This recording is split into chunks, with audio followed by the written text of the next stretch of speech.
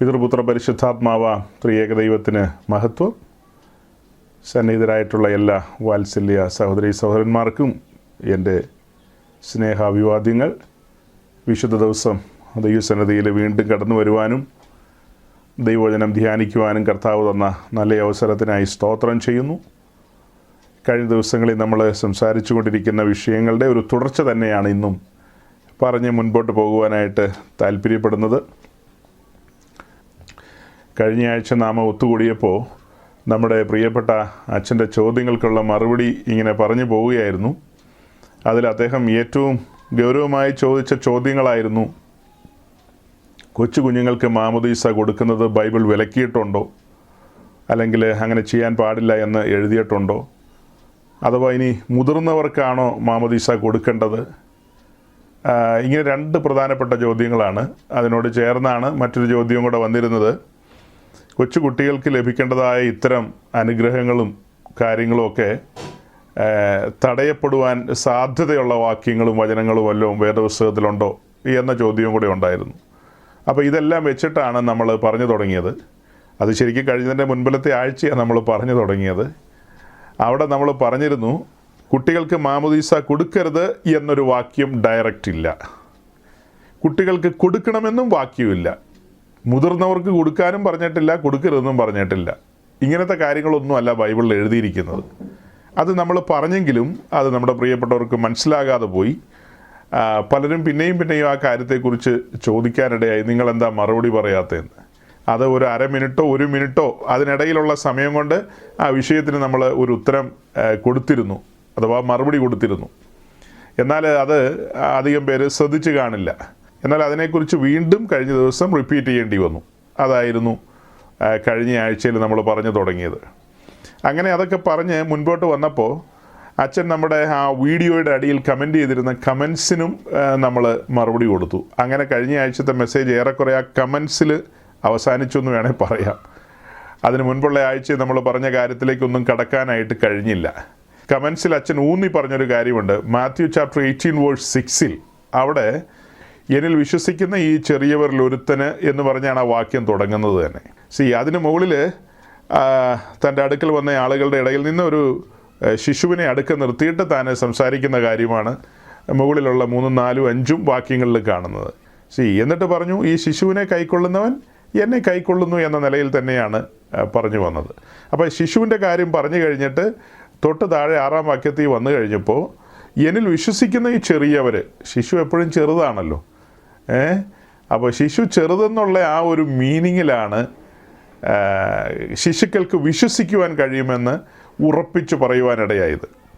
ശിശുക്കൾ വളരെ ബ്ലൈൻഡായിട്ട് വിശ്വസിക്കുകയാണ്. ഒരുപക്ഷെ അങ്ങനെ ശരിയായിരിക്കും കേട്ടോ. നമ്മൾ കുട്ടികളെ ഒന്നും അങ്ങനെ ടെസ്റ്റ് ചെയ്തിട്ടില്ല. ഒരു 6 മാസം പ്രായമായതോ അല്ലെങ്കിൽ 56 ദിവസം, നമ്മുടെ കണക്കെന്ന് വെച്ചാൽ 56 ദിവസം അല്ലെ 90 ദിവസം എന്നൊക്കെയാണ്. ആ സമയത്ത് കുട്ടികൾക്ക് എത്രത്തോളം അവർക്ക് ഈ കാര്യങ്ങളെ വിശ്വസിക്കാൻ കഴിയുമെന്നുള്ള ടെസ്റ്റൊന്നും നമ്മൾ നടത്തിയിട്ടില്ല. കുഞ്ഞുങ്ങൾ നിഷ്കളങ്കരാണ്. പൊതുവെ ആളുകൾ പറയും അവർ മാലാഖമാരാണെന്നൊക്കെ. കാരണം അവരുടെ ചിരിയും കളിയും അവരുടെ നോട്ടമൊക്കെ കാണുമ്പോൾ നമുക്ക് അങ്ങനെ തോന്നും. പക്ഷേ ബൈബിൾ പഠിപ്പിക്കുന്ന, പുതിയ നിയമം പഠിപ്പിക്കുന്ന ആ ഒരു ദൈവവിശ്വാസത്തിൻ്റെ ആഴത്തിലേക്ക് വരുവാനായിട്ട് കുഞ്ഞുങ്ങൾക്ക് കഴിയുമെന്ന് ചോദിച്ചാൽ ഇല്ലെന്ന് തന്നെയാണ് നമ്മുടെ ഒരു വിശ്വാസവും ബോധ്യവും. വിശേഷാൽ മത്തായി 18:6 പറയുന്ന കാര്യം അതല്ലെന്ന് നമ്മൾ വചനത്തിലൂടെ ഇങ്ങനെ പറഞ്ഞു കൊണ്ടുവരികയായിരുന്നു. അങ്ങനെ മറ്റനവധിയായ വചനങ്ങളും ഒക്കെ പറഞ്ഞിങ്ങനെ മുന്നോട്ട് വന്നു. ശിശുക്കളുടെയും മുല കുടിക്കുന്നവരുടെ അധരത്തിൽ സ്തുതി അഥവാ പുകഴ്ച വെച്ചിരിക്കുന്നു. ഇങ്ങനെയുള്ള കാര്യങ്ങൾക്കെല്ലാം നമ്മൾ മറുപടി പറഞ്ഞു പോയി. ആ കാര്യങ്ങളെയൊക്കെ പറഞ്ഞ് പൂർത്തീകരിക്കാൻ ലൂക്കോസിൽ നിന്നും മത്തായിൽ നിന്നും ഒക്കെയുള്ള വാക്യങ്ങളെ നമ്മൾ എടുത്തിരുന്നു. ആ വാക്യങ്ങളൊക്കെ എടുത്ത് കാര്യങ്ങളുടെ ഒരു പൂർത്തീകരണത്തിലേക്ക് വന്നു. അവിടെ നമ്മൾ ഗൗരവമായി ഊന്നി പറയുവാൻ ആഗ്രഹിച്ച 2-3 കാര്യങ്ങൾ സമയത്തിൻ്റെ കുറവ് കാരണം പറയാനായിട്ട് പറ്റിയില്ല. ആ ഒരു കാര്യത്തിലേക്ക് ഇന്ന് ഒന്നുകൂടി ഒന്ന് എത്തി നോക്കിക്കൊണ്ടാണ് കഴിഞ്ഞ ദിവസത്തെ കാര്യങ്ങളുടെ ഗൗരവമായ ആ ഒരു പഠനത്തിൻ്റെ പൂർണ്ണതയിലേക്ക് കടക്കാൻ ആഗ്രഹിക്കുന്നത്. അതായത് അച്ഛൻ പറഞ്ഞത് മത്തായി 18:6 കുഞ്ഞുങ്ങൾക്ക് വിശ്വസിക്കുവാൻ കഴിയുമെന്ന് യേശു കർത്താവാണ് പറഞ്ഞത്. പിന്നെ അതിനെ സംശയിക്കേണ്ട കാര്യമില്ല. സംശയിക്കാൻ നമുക്ക് എന്ത് അവകാശം, എന്ത് അധികാരം എന്നാണ് ചോദിച്ചത്. അപ്പോൾ കുഞ്ഞുങ്ങൾക്ക് വിശ്വസിക്കാൻ കഴിയുമെന്നുള്ളതൊരു വാദത്തിന് നമ്മൾ സമ്മതിക്കുന്നു. പണ്ട് അച്ഛനും ഇതുപോലെ വാദത്തിന് ചില കാര്യങ്ങൾ സമ്മതിച്ചിരുന്നു. വിശ്വസിക്കുകയും സ്നാനമേൽക്കുകയും ചെയ്യുന്നവൻ രക്ഷിക്കപ്പെടും, വിശ്വസിക്കാത്തവൻ ശിക്ഷാവിധിയിൽ അകപ്പെടുമെന്നുള്ളത് ഒരു വാദത്തിന് അച്ഛൻ അംഗീകരിച്ചല്ലോ. അതുപോലെ നമ്മളും ഈ മത്തായി 18:6 ഒരു വാദത്തിന് അംഗീകരിക്കുകയാണ്. എന്നിട്ട് നമ്മൾ ചോദിക്കുന്നൊരു ചോദ്യം, കുഞ്ഞ് വിശ്വസിച്ചു എന്നുള്ളത് വാസ്തവമാണ്, അത് ദൈവസന്നിധിയിൽ അതിൻ്റെ അക്നോളജ്മെൻ്റ് ഉണ്ട്, ദൈവസന്നിധിയിലുണ്ട് കാര്യങ്ങൾ. കാരണം യേശു കർത്താവ് അവിടെ മുന്നമേ പറഞ്ഞിട്ടുണ്ടല്ലോ, ശിശുക്കൾക്ക് വിശ്വസിക്കാൻ കഴിയും, ശിശുക്കൾ വിശ്വസിച്ചിരിക്കുന്നു, ഓൾറെഡി വിശ്വസിച്ചിരിക്കുന്നു. അങ്ങനെ വിശ്വസിക്കുവാൻ പ്രാപ്തമായ ചില കുഞ്ഞുങ്ങളുമായിട്ട് അവരുടെ മാതാപിതാക്കൾ സിറിയൻ ഓർത്തഡോക്സ് സമൂഹത്തിൻ്റെ പള്ളിയിലേക്ക് വരുന്നു, അഥവാ മദ്ബഹായുടെ മുൻപിൽ വന്ന് അവരങ്ങനെ നിൽക്കുകയാണ് കുഞ്ഞുങ്ങളുടെ മാമോദീസയ്ക്ക് വേണ്ടി. അവർ നിൽക്കുമ്പോൾ അവരുടെ മാതാപിതാക്കളും കൂടെയുണ്ട്, മറ്റ് സഹോദരങ്ങളും ഒക്കെയുണ്ട്. അങ്ങനെയുള്ള ആളുകളെല്ലാമായിട്ട് പള്ളി അങ്കണത്തിൽ അവർ നിൽക്കുന്നു. അതിൻ്റെ പ്രാഥമികമായ കാര്യങ്ങളൊക്കെ അച്ഛൻ ചൊല്ലി തുടങ്ങുന്നു. ഇതെല്ലാം ചൊല്ലി അതിൻ്റെ പൂർണ്ണതയിലേക്ക് മുന്നോട്ട് വരുമ്പോൾ അച്ഛൻ എടുത്തു പറയുന്നൊരു കാര്യമുണ്ട്, ജഡത്തിൽ നിന്ന് ജനിച്ചത് ജഡമാകുന്നു, ആത്മാവിൽ നിന്ന് ജനിച്ചത് ആത്മാവാകുന്നു എന്നൊക്കെയുള്ളത്. അപ്പോൾ ആത്മാവിലാണ് ജനനം എന്നുള്ളത് അച്ഛൻ അവിടെ കൃത്യമായി പറയുന്നുണ്ട്, ആത്മാവിലാണെന്നുള്ളത്. അത് കഴിഞ്ഞ് പിന്നീട് ചെയ്യുന്ന പ്രക്രിയകളും കാര്യങ്ങളൊന്നും വചനത്തിന് നിരക്കുന്ന രീതിയിലല്ല എന്നുള്ളതാണ് ഞങ്ങളുടെ വീക്ഷണം. അത് ഞങ്ങളുടെ വീക്ഷണമാണ്. ഞങ്ങൾ ആ കാര്യത്തിൽ വളരെ കൃത്യമായ ബോധ്യമുള്ളവരാണ്. നിങ്ങളെ സംബന്ധിച്ച് നിങ്ങളുടെ പവിത്രമായ പരിപാവനമായ വിശ്വാസം എന്ന നിലയിൽ തന്നെയാണ് നിങ്ങളത് കൊണ്ടാടുന്നത്. ആ കാര്യത്തിൽ നമ്മൾ നിങ്ങളെ അപഹസിക്കുവാനോ അല്ലെങ്കിൽ പരിഹസിക്കുവാനോ ഒന്നും നമ്മൾ തുനിയില്ല, ഒരിക്കലും ചെയ്യില്ല. കാരണം ലോകത്തിലെ വലിയ മതങ്ങളുണ്ട്, അതിൽ പ്രധാനപ്പെട്ടൊരു മതമാണ് കത്തോലിക്ക മതം, അതുപോലെ തന്നെ ഒരു മതമാണ് ഓർത്തഡോക്സ് മതം. ഇങ്ങനെ അനവധി മതങ്ങളുണ്ട് ലോകത്ത്. ആ മതത്തിൽ ഒരാൾ ചേരുവാനും അവരുടെ തലമുറകളെ അതിൻ്റെ ഭാഗമാക്കുവാനും ഒക്കെ എഴുതി വെച്ച ചട്ടങ്ങളും പ്രമാണങ്ങളും അനുസരിച്ച് കാര്യങ്ങളെ കൈകാര്യം ചെയ്യുമ്പോൾ അതിനെ ചോദ്യം ചെയ്യാനോ പരിഹസിക്കാനോ മറ്റാർക്കും അവകാശമില്ലെന്ന് എനിക്ക് തോന്നുന്നത്. അതുപോലെ തന്നെ ഞങ്ങളുടെ വിശ്വാസ പ്രമാണം അനുസരിച്ച് വിശുദ്ധ തിരുവഴുത്തിനെ ആധാരമാക്കിക്കൊണ്ട് വിശ്വാസ സ്നാനത്തിന് ഇറങ്ങുകയും അങ്ങനെ ആ സ്നാനം എന്ന ആ വാക്ക്, ആ മലയാളം വാക്ക്, അത് സംസ്കൃതത്തിൽ നിന്നോ മറ്റോ വന്നതാണെന്നാണ് എൻ്റെ ഒരു വിശ്വാസം. സ്നാനം എന്നുള്ളൊരു വാക്ക് അത് മലയാളത്തിൽ മാത്രമല്ല, കർണാടകക്കാരും ഒക്കെ ആ വാക്കാണ് കുളിക്ക് ഉപയോഗിക്കുന്നത്. മുഖം കഴുകുന്നതിന് കന്നഡ ഭാഷയിൽ ആരും ഈ സ്നാനം പെട്ടോന്നൊന്നും ചോദിക്കാറില്ല, അത് കുളിക്കുന്നതിനാണ് അങ്ങനെ ചോദിക്കാറ്. മുഖം കഴുകുന്നതിന് വേറെ വാക്കുകളാണ് ഉപയോഗിക്കുന്നത്, കുളിക്കുന്നതിനാണ് സ്നാനവുമായി ബന്ധപ്പെട്ട് സംസാരിക്കാറ്. അപ്പം അത് ഞങ്ങളുടെ ബോധ്യമാണ്. ആ ബോധ്യം വെച്ചിട്ട് ഞങ്ങൾ വെള്ളത്തിലേക്ക് ഇറങ്ങുന്നു. മുൻഗാമിയായ ഫിലിപ്പോസ് അങ്ങനെ ഒരു മാതൃക കാണിച്ചിട്ടുണ്ട്. താനും ആ ഷണനും കൂടെ വെള്ളത്തിലേക്ക് ഇറങ്ങുന്നു. അവർ ഇരുവരും സ്നാനപ്പെട്ട് വെള്ളത്തിൽ നിന്ന് കരക്ക് കയറുന്നു. എന്നാൽ ചില കാത്തലിക്കിലെ മുറിവൈദ്യന്മാർ യുദ്ധകാഹളം മുഴക്കി ഇടക്കാലത്ത് വന്നിരുന്നു. ഫിലിപ്പോസും ഷണനും കൂടെ വെള്ളത്തിൽ ഇറങ്ങി എന്ന് പറഞ്ഞാൽ, വെള്ളത്തിൽ ഇറങ്ങിക്കഴിഞ്ഞിട്ട് ഫിലിപ്പോസ് തൻ്റെ കരങ്ങളിൽ വെള്ളമെടുത്ത് ഷണൻ്റെ തലയിൽ തളിച്ചു എന്നേ അർത്ഥമുള്ളൂ. അല്ലാതെ അപ്പോൾ ഇതിനോടുള്ള ബന്ധത്തിൽ നമുക്ക് മനസ്സിലാകുന്നത് എന്താ, ഫിലിപ്പോസിനെ പരിശുദ്ധാത്മാവ് അവിടെ എടുത്തുകൊണ്ട് വന്നിരിക്കുകയാണ്. പോരാ നേരത്ത് ബാഗോ മറ്റ് കാര്യങ്ങളോ ലഗേജ് ഒന്നും എടുക്കാനായിട്ട് സാധിച്ചു എന്ന് തോന്നുന്നില്ല. അപ്പോൾ ഫിലിപ്പോസിനെ സംബന്ധിച്ച് ഉടുതുണിക്ക് മറുതുണി ഇല്ലാത്തൊരു സാഹചര്യമാണ്. വെള്ളത്തിലിറങ്ങി നനച്ചിട്ട് പിന്നെ തിരിച്ച് ഉടുത്തുകൊണ്ട് പോകാൻ പറ്റുമോ? എന്തെല്ലാം ചോദ്യങ്ങളാണ് കർത്താവേ! യുക്തിവാദികൾ പോലും കണ്ടെത്താത്ത ചോദ്യങ്ങളാണതെല്ലാം. ഫിലിപ്പോസിന് വേറെ തുണിയില്ലായിരുന്നു. ആ കാരണത്താൽ വെള്ളത്തിലിറങ്ങിയാൽ തുണി നനഞ്ഞു പോവും. തുണി നനഞ്ഞു കഴിഞ്ഞാൽ പിന്നെ ഫിലിപ്പോസ് എന്ത് ചെയ്യും? ഇതൊക്കെ നിങ്ങളൊക്കെ ഇപ്പോൾ അന്തം വിട്ടിരിക്കുകയായിരിക്കും. നിങ്ങളുടെ ജീവിതത്തിൽ ഇന്ന് വരെ ഇങ്ങനത്തെ ഒരു ചോദ്യം ചോദിക്കാനായിട്ട് പറ്റിയിട്ടുണ്ടോ? ഇതൊക്കെയാണ് ചോദ്യങ്ങൾ എന്ന് പറഞ്ഞാൽ, എണ്ണം പറഞ്ഞ ചോദ്യങ്ങൾ. അപ്പോൾ ഓക്കെ, ഞങ്ങളെ സംബന്ധിച്ച് ഇങ്ങനെയുള്ള മാതൃകകൾ ഉള്ളതുകൊണ്ട് ഞങ്ങൾ ആ കാര്യങ്ങളെ അങ്ങനെ തന്നെ ചെയ്യുന്നു. ഞാനതിൻ്റെ വിശദീകരണത്തിലേക്കൊന്നും ഇപ്പോൾ പോവുകയല്ല, ജനറലായിട്ട് പറയുന്നതാണ്.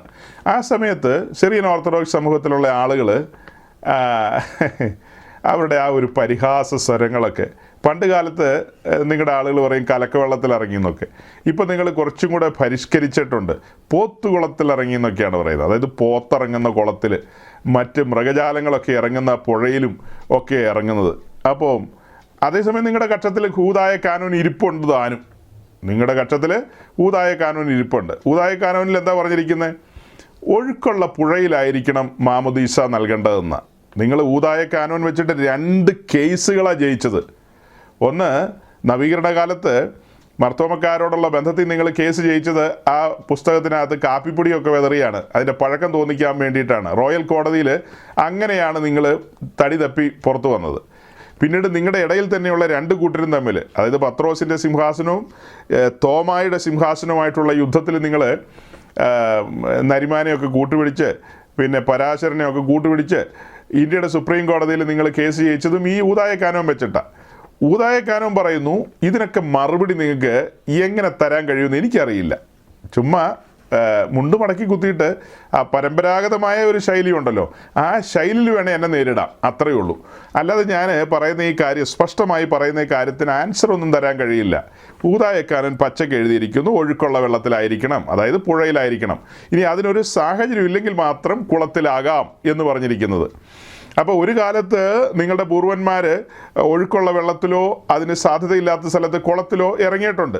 എന്തായാലും നിങ്ങൾ ഒഴുക്കുള്ള വെള്ളത്തിൽ അഥവാ പുഴയിൽ ഇറങ്ങി മാമോദീസ കൊടുക്കുന്ന സമയത്ത് അതിൻ്റെ ഒരു 2 കടവ് മുകളിൽ ഏതെങ്കിലും പട്ടി ഇറങ്ങി കാര്യം സാധിപ്പിച്ചിട്ടുണ്ടാവും, അല്ലെങ്കിൽ ആരെങ്കിലും അതിൻ്റെ മുകളിൽ പോത്തിനെ കുളിപ്പിച്ചിട്ടുണ്ടായിരിക്കും. ആ നാട്ടിലുള്ള സകല പോത്തുകളെയും കാളകളെയും ഒക്കെ വിലക്കിയിട്ട് നിങ്ങൾക്ക് മാമോദീസ കൊടുക്കാൻ പറ്റുമോ?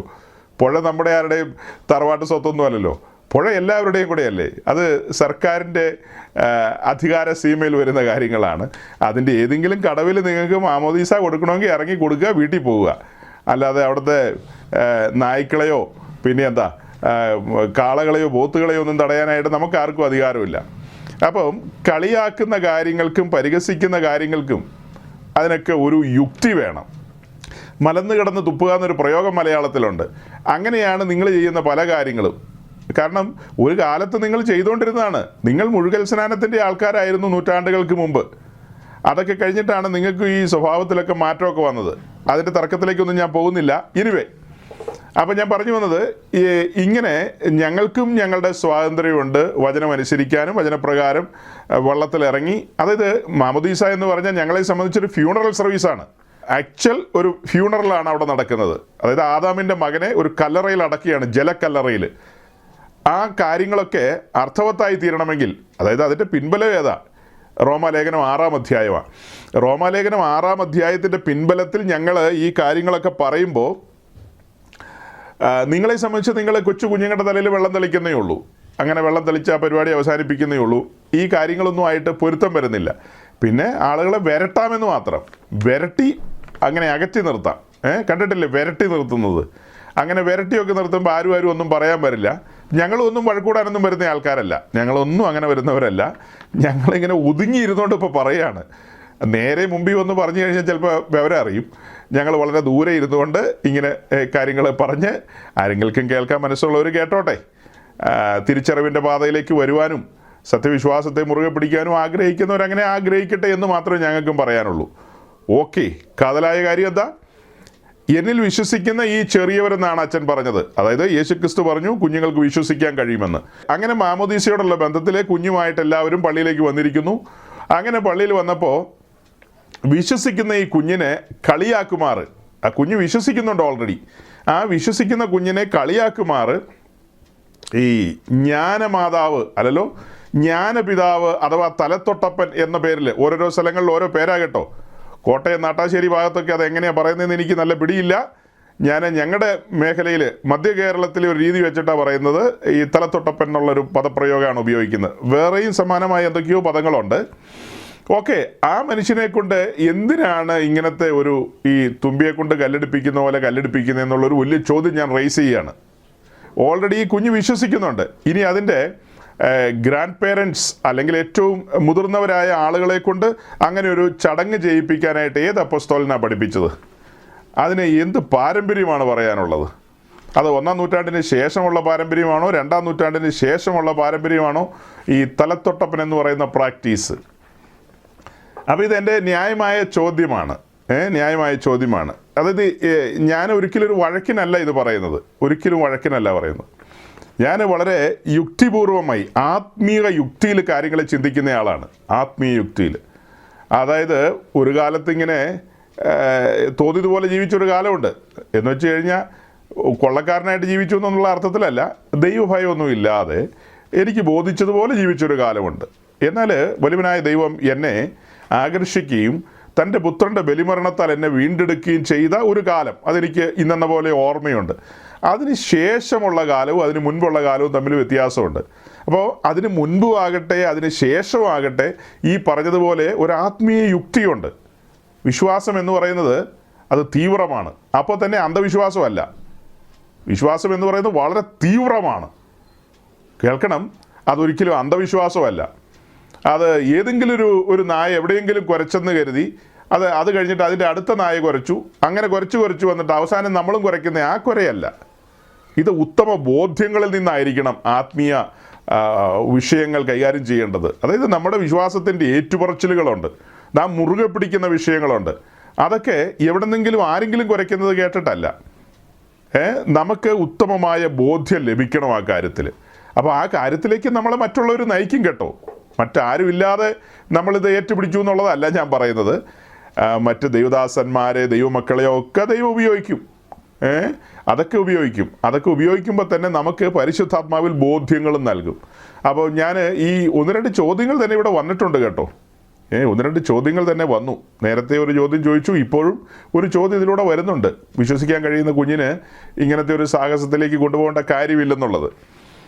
അത് തന്നെയല്ല ഈ ഏറ്റുപറയുന്നയാൾ പരമ്പരാഗതമായി ഒരു സിറിയൻ ഓർത്തഡോക്സ് വിശ്വാസിയാണെന്നുള്ളതല്ലാതെ ഈ പറയുന്ന സമയത്ത് അദ്ദേഹം ഒരു ശരിയായ ഒരു ദൈവവിശ്വാസി ആകണമെന്നൊന്നുമില്ല.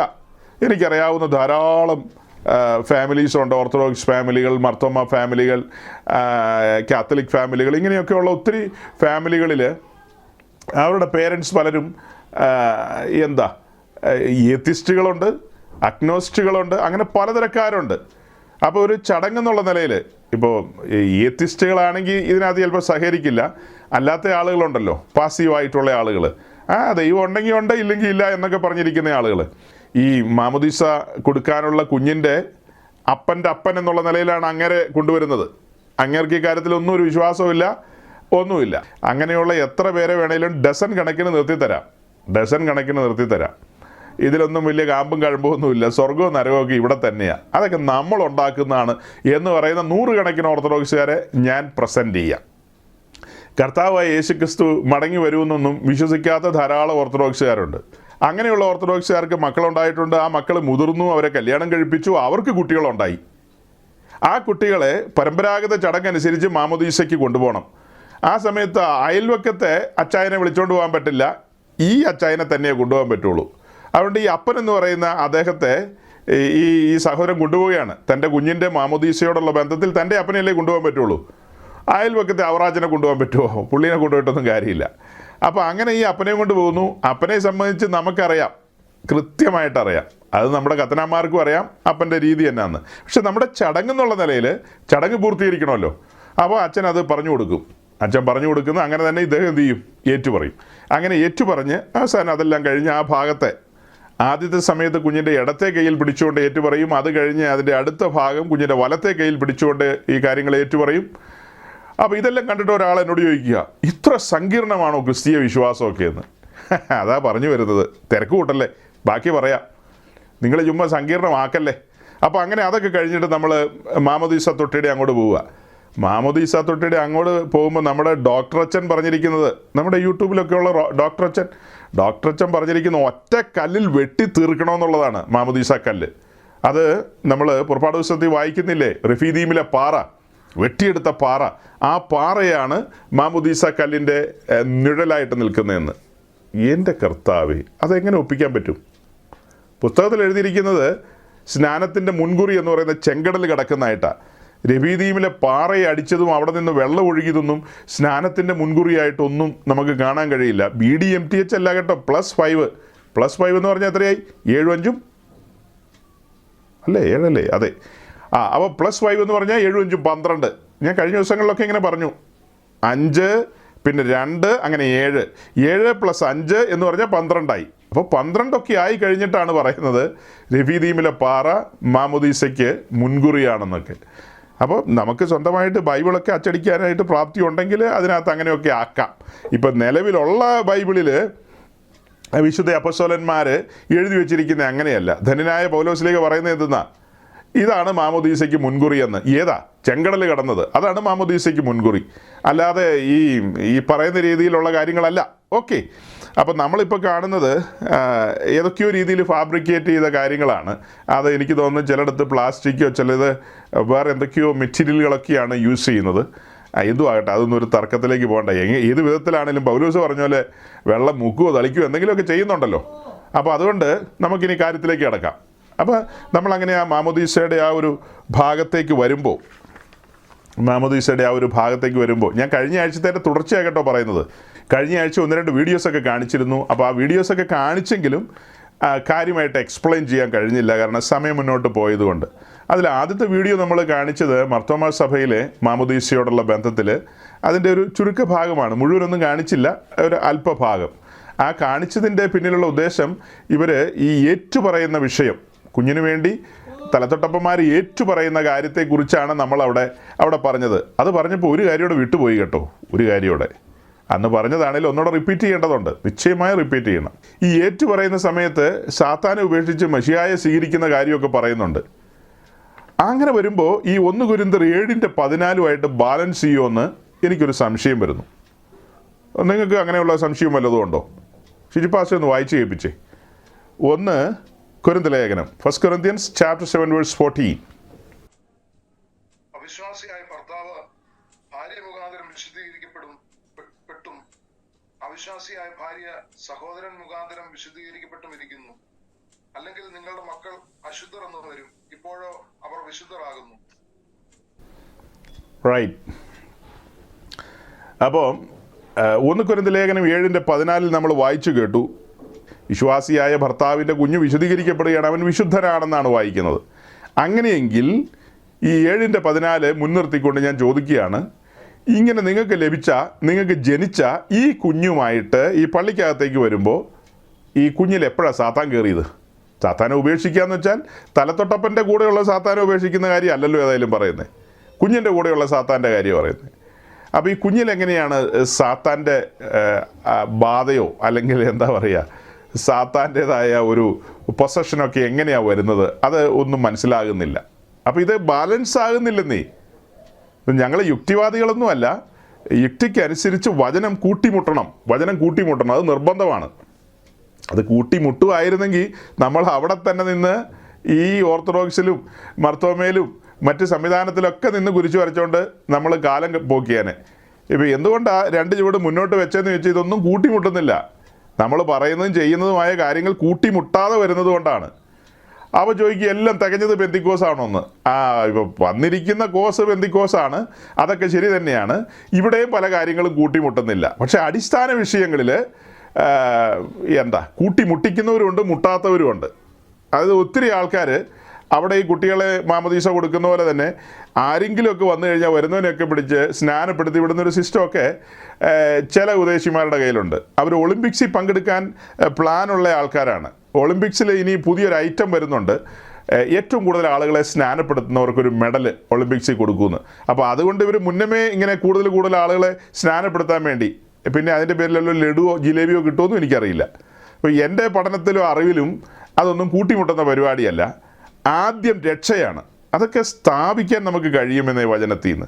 ആദ്യം രക്ഷയാണ്, പിന്നീടാണ് മാമോദീസ. അല്ലാതെ ആദ്യം ചെങ്കടലല്ല കിടക്കുന്നത്, ആദ്യം പെസഹായും ചോരത്തളിയാണ്. പെസഹ ആചരിച്ചവന് മാത്രമേ ചെങ്കടൽ കിടക്കാൻ കഴിയൂ. നമ്മുടെ പെസഹ കുഞ്ഞാടും അറുക്കപ്പെട്ടു, അല്ലെങ്കിൽ എൻ്റെ പെസഹ കുഞ്ഞാട് എനിക്ക് വേണ്ടി അറുക്കപ്പെട്ടു എന്നൊരുവൻ പറഞ്ഞതിന് ശേഷം മാത്രമാണ് അവനെ മാമോദീസയിലേക്ക് നയിക്കാൻ കഴിയൂ. അതാണ് ഞങ്ങളുടെ ഉത്തമ ബോധ്യം. അതാണ് കൂട്ടിമുട്ടുകയുള്ളൂ. കാരണം ഈ കാര്യങ്ങൾ മത്തായി 18:6 പറഞ്ഞാൽ പോരാ. പുതിയ നിയമത്തിലും പഴയ നിയമത്തിലും ഒരുമിച്ച് ഈ കാര്യങ്ങളെ ചേർത്ത് വെച്ച് പഠിപ്പിക്കണം. ഇതിന് നിഴലുകളുണ്ടെന്നേ. യേശുക്രിസ്തു പറഞ്ഞതും പൂർവ്വപിതാക്കന്മാരായ പ്രവാചകന്മാർ പറഞ്ഞു വെച്ചതുമായ കാര്യങ്ങളെയെല്ലാം ചേർത്ത് വെക്കണം. അതെല്ലാം ബാലൻസ്ഡ് ആകണം. അങ്ങനെയല്ലാതെ ഉപദേശം സ്ഥാപിക്കാൻ കഴിയില്ല. നമ്മൾ പറയുകയാണ് ഞങ്ങളുടെ ഇന്ന നരച്ച മുടിയുള്ള ആൾ ഇങ്ങനെ പറഞ്ഞായിരുന്നു. അങ്ങനെ നരച്ച മുടിയുള്ള ആൾ പറഞ്ഞിട്ടൊന്നും കാര്യമില്ല. യേശുക്രിസ്തു പറയണം, അപ്പസ്വലന്മാർ പറഞ്ഞു വെക്കണം, പൂർവ്വപിതാക്കളായ പ്രവാചകന്മാർ പറഞ്ഞു വെക്കണം. ഈ കാര്യങ്ങളെല്ലാം ഒത്തുവരണം. അത് കഴിഞ്ഞിട്ടാണ് 2-ാം നൂറ്റാണ്ടിലെ 3-ാം നൂറ്റാണ്ടിലെ അപ്പസ്വലിക പിതാക്കന്മാരും സഭാപിതാക്കന്മാരൊക്കെ നിൽക്കുന്നത്. 3 പ്രധാനപ്പെട്ട കാര്യം ഞാൻ പറഞ്ഞത്. ഒന്ന് യേശുക്രിസ്തു പറഞ്ഞ കാര്യങ്ങൾ, അതിനോട് ബാലൻസ് ചെയ്യണം അപ്പസ്വലന്മാർ പറയുന്ന കാര്യങ്ങൾ, അതിനോട് ബാലൻസ് ചെയ്യണം പഴയ നിയമത്തിൽ പ്രവാചകന്മാർ പറഞ്ഞു വെച്ച കാര്യങ്ങൾ. ആ കാര്യങ്ങളെല്ലാം കൂടെ ബാലൻസ് ചെയ്ത് വരുമ്പോഴാണ്, ചേർന്ന് വരുമ്പോഴാണ് ഉപദേശം സ്ഥാപിക്കപ്പെടുന്നത്. അല്ലെങ്കിൽ ഇത് കൊട്ടയിലും കൊള്ളിലും എങ്ങും കൊള്ളില്ലാത്തൊരു പരുവത്തിലായി പോവും. അങ്ങനെയാണ് ഇപ്പോൾ വണ്ടി ഓടിക്കൊണ്ടിരിക്കുന്നത്. അപ്പോൾ പറഞ്ഞു വന്നതിൻ്റെ സാരം എന്താണ്? ന്യായമായ കാര്യമാണ് പറഞ്ഞു കൊണ്ടുവരുന്നത്. 1 കൊരിന്ത്യർ ലേഖനം 7:14 പറയുന്ന ഈ കാര്യവുമായിട്ട് സെറ്റാകുന്നില്ല, പൊരുത്തപ്പെട്ട് വരുന്നില്ല. ഇനി നമുക്ക് അല്പം കൂടെ മുന്നോട്ട് വരാം. ഇനി മുന്നോട്ട് വരുമ്പോൾ നമ്മളിപ്പോൾ മാമോദീസ തൊട്ടിയുടെ അടുത്തേക്ക് ഏതാണ്ട് അടുത്ത് വന്നു. ഈ കാര്യങ്ങളെ ഞാൻ 2 രീതിയിൽ പറയും. ആദ്യം സിറിയൻ സമൂഹത്തിൻ്റെ ആ മാമോദീസയോടുള്ള ബന്ധത്തിൽ നമ്മളെല്ലാവരും കൂടെ, ആരും അറച്ചൊന്നും നിൽക്കരുത്, എല്ലാവരും അടുത്തടുത്ത് വരണം. അങ്ങനെ മാമോദീസ തൊട്ടിയുടെ അടുത്തേക്ക് നമ്മളെല്ലാവരും പോകുന്നു. അങ്ങയുടെ ഏകജാതൻ പരിശുദ്ധ ശിഷ്യന്മാരിലോതിയതായ ദൈവിക ശ്വാസം ഇവന് നൽകണമേ. വിശുദ്ധ മസീകരണത്തിന് ഇവനെ ഒരുക്കിക്കൊണ്ട് വിഗ്രഹാരാധനയുടെ സകല അവശിഷ്ടത്തെയും ഈ നിന്റെ പൈതലിന്റെ മനസ്സിൽ നിന്ന് ദൂരീകരിക്കണമേ. ഒന്നായിരിക്കുന്ന പിതാവിന്റെയും പുത്രന്റെയും ജീവനുള്ള പരിശുദ്ധ റൂഹായുടെ നാമത്തിൽ നിത്യജീവനായി മുദ്രകുത്തപ്പെടുന്ന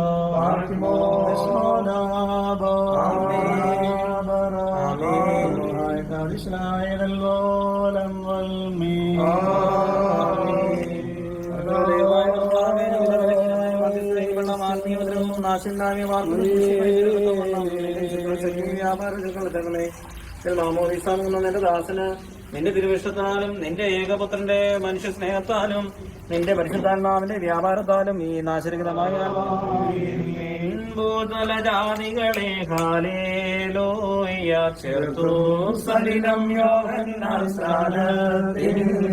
മുങ്ങി ശുദ്ധീകരണം ചെയ്തതിനുള്ളിൽ നീരിൽ നിന്നും തീരത്തേറുമ്പോൾ അവനെ മാറി ചമനിയുമമ്പരവും കതിരോൻ നിരയോടുകളെ വാഴ്ത്തിയ ദൈവത്തെ ഹല്ലേലൂയ ഹല്ലേലൂയ പാറിക്കുമോ. ആചാര്യൻ മാമോദീസ തൊട്ടി തുറക്കും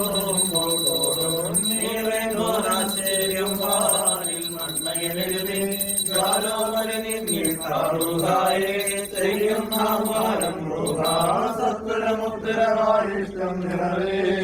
പാപത്തിൽ പരിഹാരം പാവനമാക്കുന്നു. രക്ഷിതാവ് വെടിപ്പാക്കുന്നതിനും സർവ്വത നന്മകളും പ്രദാനം ചെയ്യുന്നവനുമാകയാൽ നിനക്ക് നിന്റെ ഏകജാതനും പരിശുദ്ധ റൂഹായിക്കും സ്തുതിയും സ്തോത്രവും ഞങ്ങൾ കരയേറ്റുന്നു.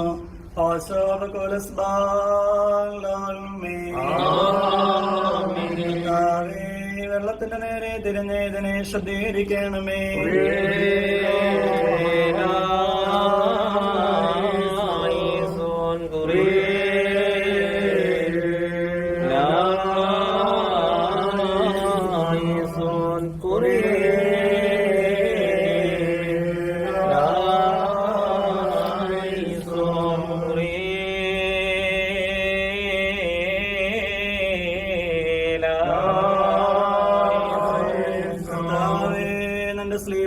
രക്ഷിക്കപ്പെട്ടതായ നിന്റെ സഭയുമാണ്ടിറങ്ങി രക്ഷിക്കപ്പെട്ടിരിക്കുന്ന ഈ പാഴ്ച മാമോദിസാവളന്മേൽ തന്നെ ആവശ്യിച്ച് വിനേഷിച്ചിരിക്കുന്ന ഈ നാഴികത്ര ഭയങ്കരവും ഈ സമയം എത്രയോ പരിമിക്കത്തക്കമാകുന്നു. നിങ്ങൾ അടക്കത്തോടും ഭയത്തോടും കൊണ്ട് പ്രാർത്ഥിക്കുന്നോടുത്തരമരുളേണമേ. വെള്ളം നിന്നെ കണ്ടു കർത്താവേ, വെള്ളം നിന്നെ കണ്ടു ഭയപ്പെട്ടു. കർത്താവിന്റെ ശബ്ദം വെള്ളത്തിന്മേൽ മുഴങ്ങി. മഹത്വമുള്ള ദൈവമായ കർത്താവ് പെരുവെള്ളത്തിന്മീതെ ഗർജിച്ചു. ആയിരിക്കുന്ന പിതാവിനും പുത്രനും ജീവനുള്ള പരിശുദ്ധ റൂഹായിക്കും ആദ്യം മുതൽ എന്നേക്കും സ്തുതി. മാമോദീസ വെള്ളത്താ പഴയ മനുഷ്യൻ പുതുതാക്കപ്പെട്ട് നവീകരിക്കപ്പെടുവാൻ വേണ്ടി പിതാവിന്റെയും പുത്രന്റെയും ജീവനുള്ള പരിശുദ്ധ റൂഹായുടെ നാമത്തിൽ പരിശുദ്ധ മോറോനിതിൽ ഞങ്ങൾ ഒഴിക്കുന്നു.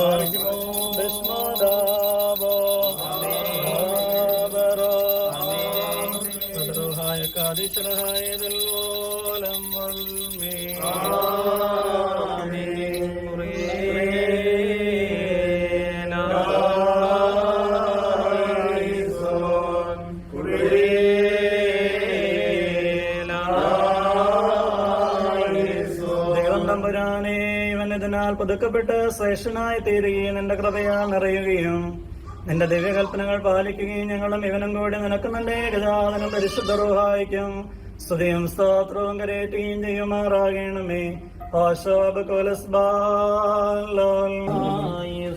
ജീവന്റെയും പാപമോചനത്തിന്റെയും പ്രത്യാശയും നിത്യജീവന് വേണ്ടി ഒന്നായിരിക്കുന്ന പിതാവിന്റെയും പുത്രന്റെയും ജീവനുള്ള പരിശുദ്ധ റൂഹായുടെ നാമത്തിൽ പത്രോസ് മാമോദീസ മങ്ങുന്നു.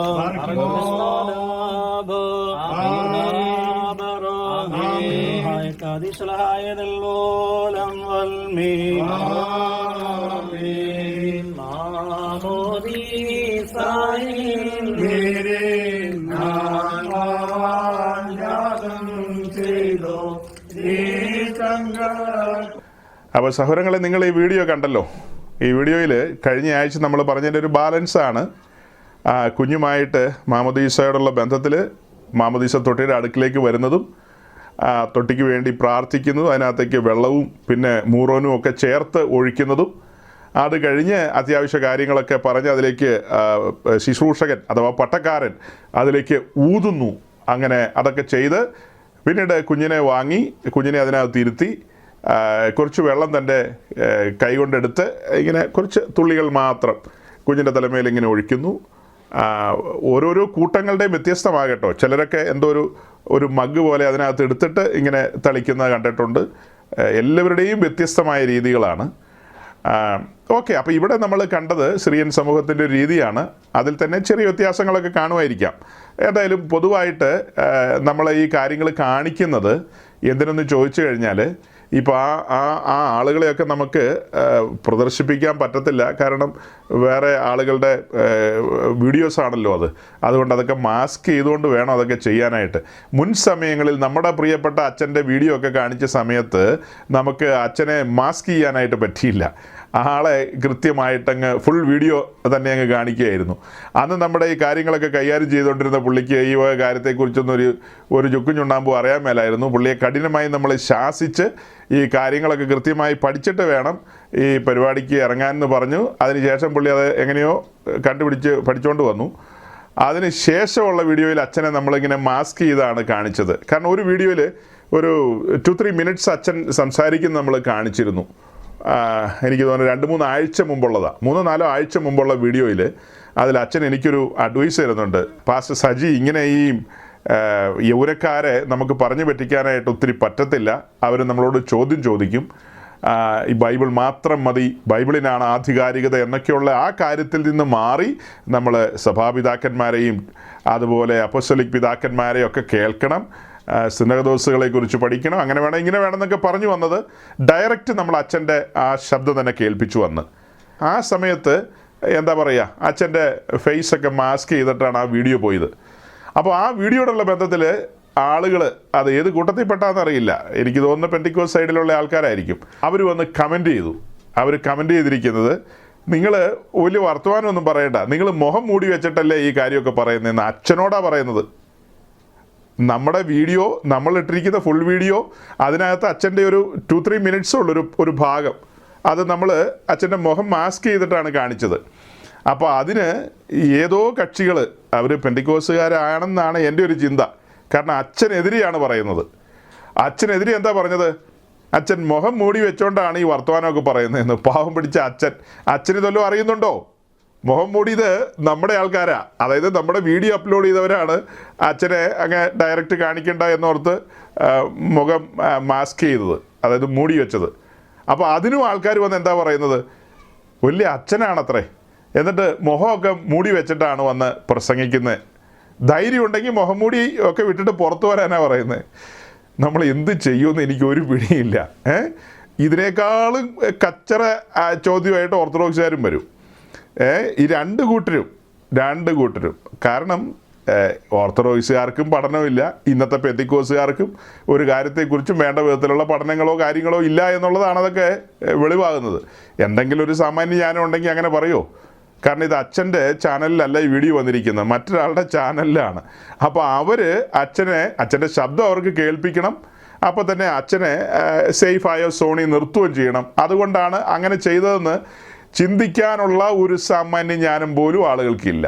വന്നെഴുതുന്നത് കണ്ടു കഴിഞ്ഞാൽ ശാന്തിനികേതനിൽ പഠിച്ചതുപോലെയൊക്കെ ചിലപ്പോൾ തോന്നിപ്പോകും. ഓക്കെ, അപ്പോൾ കാര്യത്തിലേക്ക് വരാം. ഇപ്പം നമ്മൾ ഈ മാമോദീസായിൽ ഈ ചെയ്യുന്ന കാര്യങ്ങളൊക്കെ കണ്ടല്ലോ. അതിന് തുടക്കത്തിൽ തന്നെ പുരോഹിതന്മാർ അങ്ങോട്ട് എത്തുന്നതിന് മുൻപ് തന്നെ കുഞ്ഞിൻ്റെ മേൽ ഊതി 3 പ്രാവശ്യം ഊതി കുഞ്ഞിന് പരിശുദ്ധാത്മാവിനെ കൊടുക്കുന്നുണ്ട്. 3 പ്രാവശ്യം ഊതുന്നുണ്ട്. അത് കഴിഞ്ഞിട്ട് രണ്ടാം ഭാഗം എന്നുള്ള നിലയിൽ ഈ മൂറോൻ കുഞ്ഞിൻ്റെ ശരീരത്തിൽ ഒരു 4-5 ഭാഗങ്ങളിൽ പൂശുന്നുണ്ട്. ഒരു 4-5 ഭാഗത്ത് അതങ്ങനെ പുരട്ടി, പിന്നെ ഈ വെള്ളത്തിലും മൂറോൻ ഒഴിക്കുന്നുണ്ടല്ലോ. വെള്ളത്തിലും ചില ഡ്രോപ്സ്, എത്രയോ ഡ്രോപ്സ് ഉണ്ട്, ആ ഡ്രോപ്സ് വെള്ളത്തിലും ഒഴിക്കുന്നുണ്ട്. അങ്ങനെ 2 രീതിയിൽ. അപ്പോൾ ഇവിടെ 2 കാര്യം നമുക്ക് ശ്രദ്ധിക്കാൻ പറ്റും. ഒന്ന്, ഈ മാമോദീസ തൊട്ടിയുടെ മുൻപിലേക്ക് വരുന്നതിന് മുമ്പ് തന്നെ കുഞ്ഞിൻ്റെ മേൽ ഊതി പരിശുദ്ധാത്മാവിനെ കൊടുക്കുന്നു. 2, കുഞ്ഞിൻ്റെ മേൽ മൂറോൻ പൂശുന്നുമുണ്ട്. അത് നമ്മൾ നോക്കുമ്പോൾ യോഹന്നാന്റെ സുവിശേഷം 20-ാം അധ്യായത്തിൻ്റെ 22-ാം വാക്യത്തിലേക്ക് വരുമ്പോൾ നമ്മൾ കാണുന്നൊരു കാഴ്ചയുണ്ട്. കർത്താവ് സ്വർഗ്ഗാരോഹണത്തിന് മുമ്പ് ശിഷ്യന്മാരെ അടുത്ത് നിർത്തിയിട്ട് 21, 22 കൂടെ ചേർത്ത് വായിച്ചാൽ, യേശു പിന്നെയും അവരോട്, നിങ്ങൾക്ക് സമാധാനം, പിതാവ് എന്നെ അയച്ചതുപോലെ ഞാനും നിങ്ങളെ അയക്കുന്നു എന്ന് പറഞ്ഞു. ഇങ്ങനെ പറഞ്ഞ ശേഷം അവൻ അവരുടെ മേൽ ഊതി അവരോട് പരിശുദ്ധാത്മാവിനെ കൈക്കൊള്ളുവിനെന്ന് പറഞ്ഞു. ഊതി പരിശുദ്ധാത്മാവിനെ കൊടുത്തു. അങ്ങനെ തന്നെയാണ് വായിക്കുന്നത്. ഇങ്ങനെ ഊതി പരിശുദ്ധാത്മാവിനെ കൊടുത്തതിന് ശേഷം പിന്നെയും അവരോട് പറയാണ്, നിങ്ങൾ പട്ടണത്തിൽ നിന്ന് വാങ്ങിപ്പോകരുത്, പട്ടണത്തിൽ തന്നെ കാത്തിരിക്കണം. അത് ലൂക്കോസിൻ്റെ സുവിശേഷത്തിലാണ്. ലൂക്കോസിൻ്റെ സുവിശേഷം 24-ാം അധ്യായം 49-ാം വാക്യം വായിക്കുമ്പോൾ കാണുന്നത് ഇങ്ങനെയാണ്: എൻ്റെ പിതാവ് വാഗ്ദത്തം ചെയ്തതിനെ ഞാൻ നിങ്ങളുടെ മേൽ അയക്കും, നിങ്ങളോ ഉയരത്തിൽ നിന്ന് ശക്തി ധരിക്കുവോളം നഗരത്തിൽ പാർപ്പിനെന്ന് അവരോട് പറഞ്ഞു. അനന്തരം കർത്താവ് സ്വർഗ്ഗാരോഹണം ചെയ്യുകയാണ്. അതാണ് നമ്മൾ അടുത്തപടി കാണുന്നത്. അപ്പോൾ ഇവിടെ യോഹന്നാൻ 20-ന്റെ 21, 22 വാക്യങ്ങളിൽ നമ്മൾ കാണുകയാണ്, അവരുടെ മേൽ ഊതി അവർക്ക് പരിശുദ്ധാത്മാവിനെ കൊടുക്കുന്നു. അത് കഴിഞ്ഞ് കർത്താവ് അവരോട് പട്ടണത്തിൽ തന്നെ പാർപ്പിൻ, വാഗ്ദത്തം നിറവേറുന്നത് വരെ ഉയരത്തിലെ ശക്തി നിങ്ങൾ ധരിക്കേണ്ടതുണ്ട് എന്നൊക്കെ പറഞ്ഞിട്ടാണ് കർത്താവ് സ്വർഗ്ഗാരോഹണം ചെയ്യുന്നത്. പിന്നീട് അപ്പോസ്തല പ്രവൃത്തി 1-2 അധ്യായത്തിലേക്ക് വരുമ്പോൾ നമ്മൾ കാണുന്നത് പരിശുദ്ധാത്മാവിൻ്റെ പ്രവർത്തനം ആരംഭിക്കുകയാണ്. കൂടിയിരുന്ന 120 പേരുടെ മേലേക്ക് പരിശുദ്ധാത്മാവ് ഇറങ്ങി വരികയാണ്. അങ്ങനെ അവരെ ആത്മാവിൽ നിറച്ച് ഉയരത്തിലെ ശക്തിയാൽ അവരെ ദൗത്യ നിർവഹണത്തിന് വേണ്ടി സജ്ജമാക്കുകയാണ്. നമ്മൾ സാധാരണ പറയുക, അവരെ ഒരു അഭിഷേകത്താൽ സജ്ജമാക്കി ദൗത്യ നിർവഹണത്തിന് വേണ്ടി നിർത്തുന്നു എന്നൊക്കെ പറഞ്ഞു കളയും. അപ്പം ഇത്രയൊക്കെ പറഞ്ഞിട്ടാണ് അവരെ വീണ്ടും കാത്തിരിക്കാൻ പ്രേരിപ്പിച്ചത്. അങ്ങനെയാണ് അവരുടെ മേൽ ആത്മശക്തി കടന്നു വന്നത്. അതിന് തുല്യമായ നിലയിൽ തുടക്കത്തിൽ ഊതി കുഞ്ഞിൻ്റെ മേൽ പരിശുദ്ധാത്മാവിനെ കൊടുക്കുന്നു. അത് കഴിഞ്ഞിട്ട് ഈ മാമോദീസയോടുള്ള ആ സമയത്ത് തന്നെ മൂറോൻ പൂശി അതിൻ്റെ ആ പൂർത്തീകരണത്തിലേക്ക് കൊണ്ടുവരുന്നു. ഇപ്പോൾ ആ കുഞ്ഞ് പരിശുദ്ധാത്മ പൂർണ്ണനാണ്. നമ്മളിപ്പോൾ കണ്ട ആ കുഞ്ഞ് പരിശുദ്ധാത്മ പൂർണ്ണനാണ്.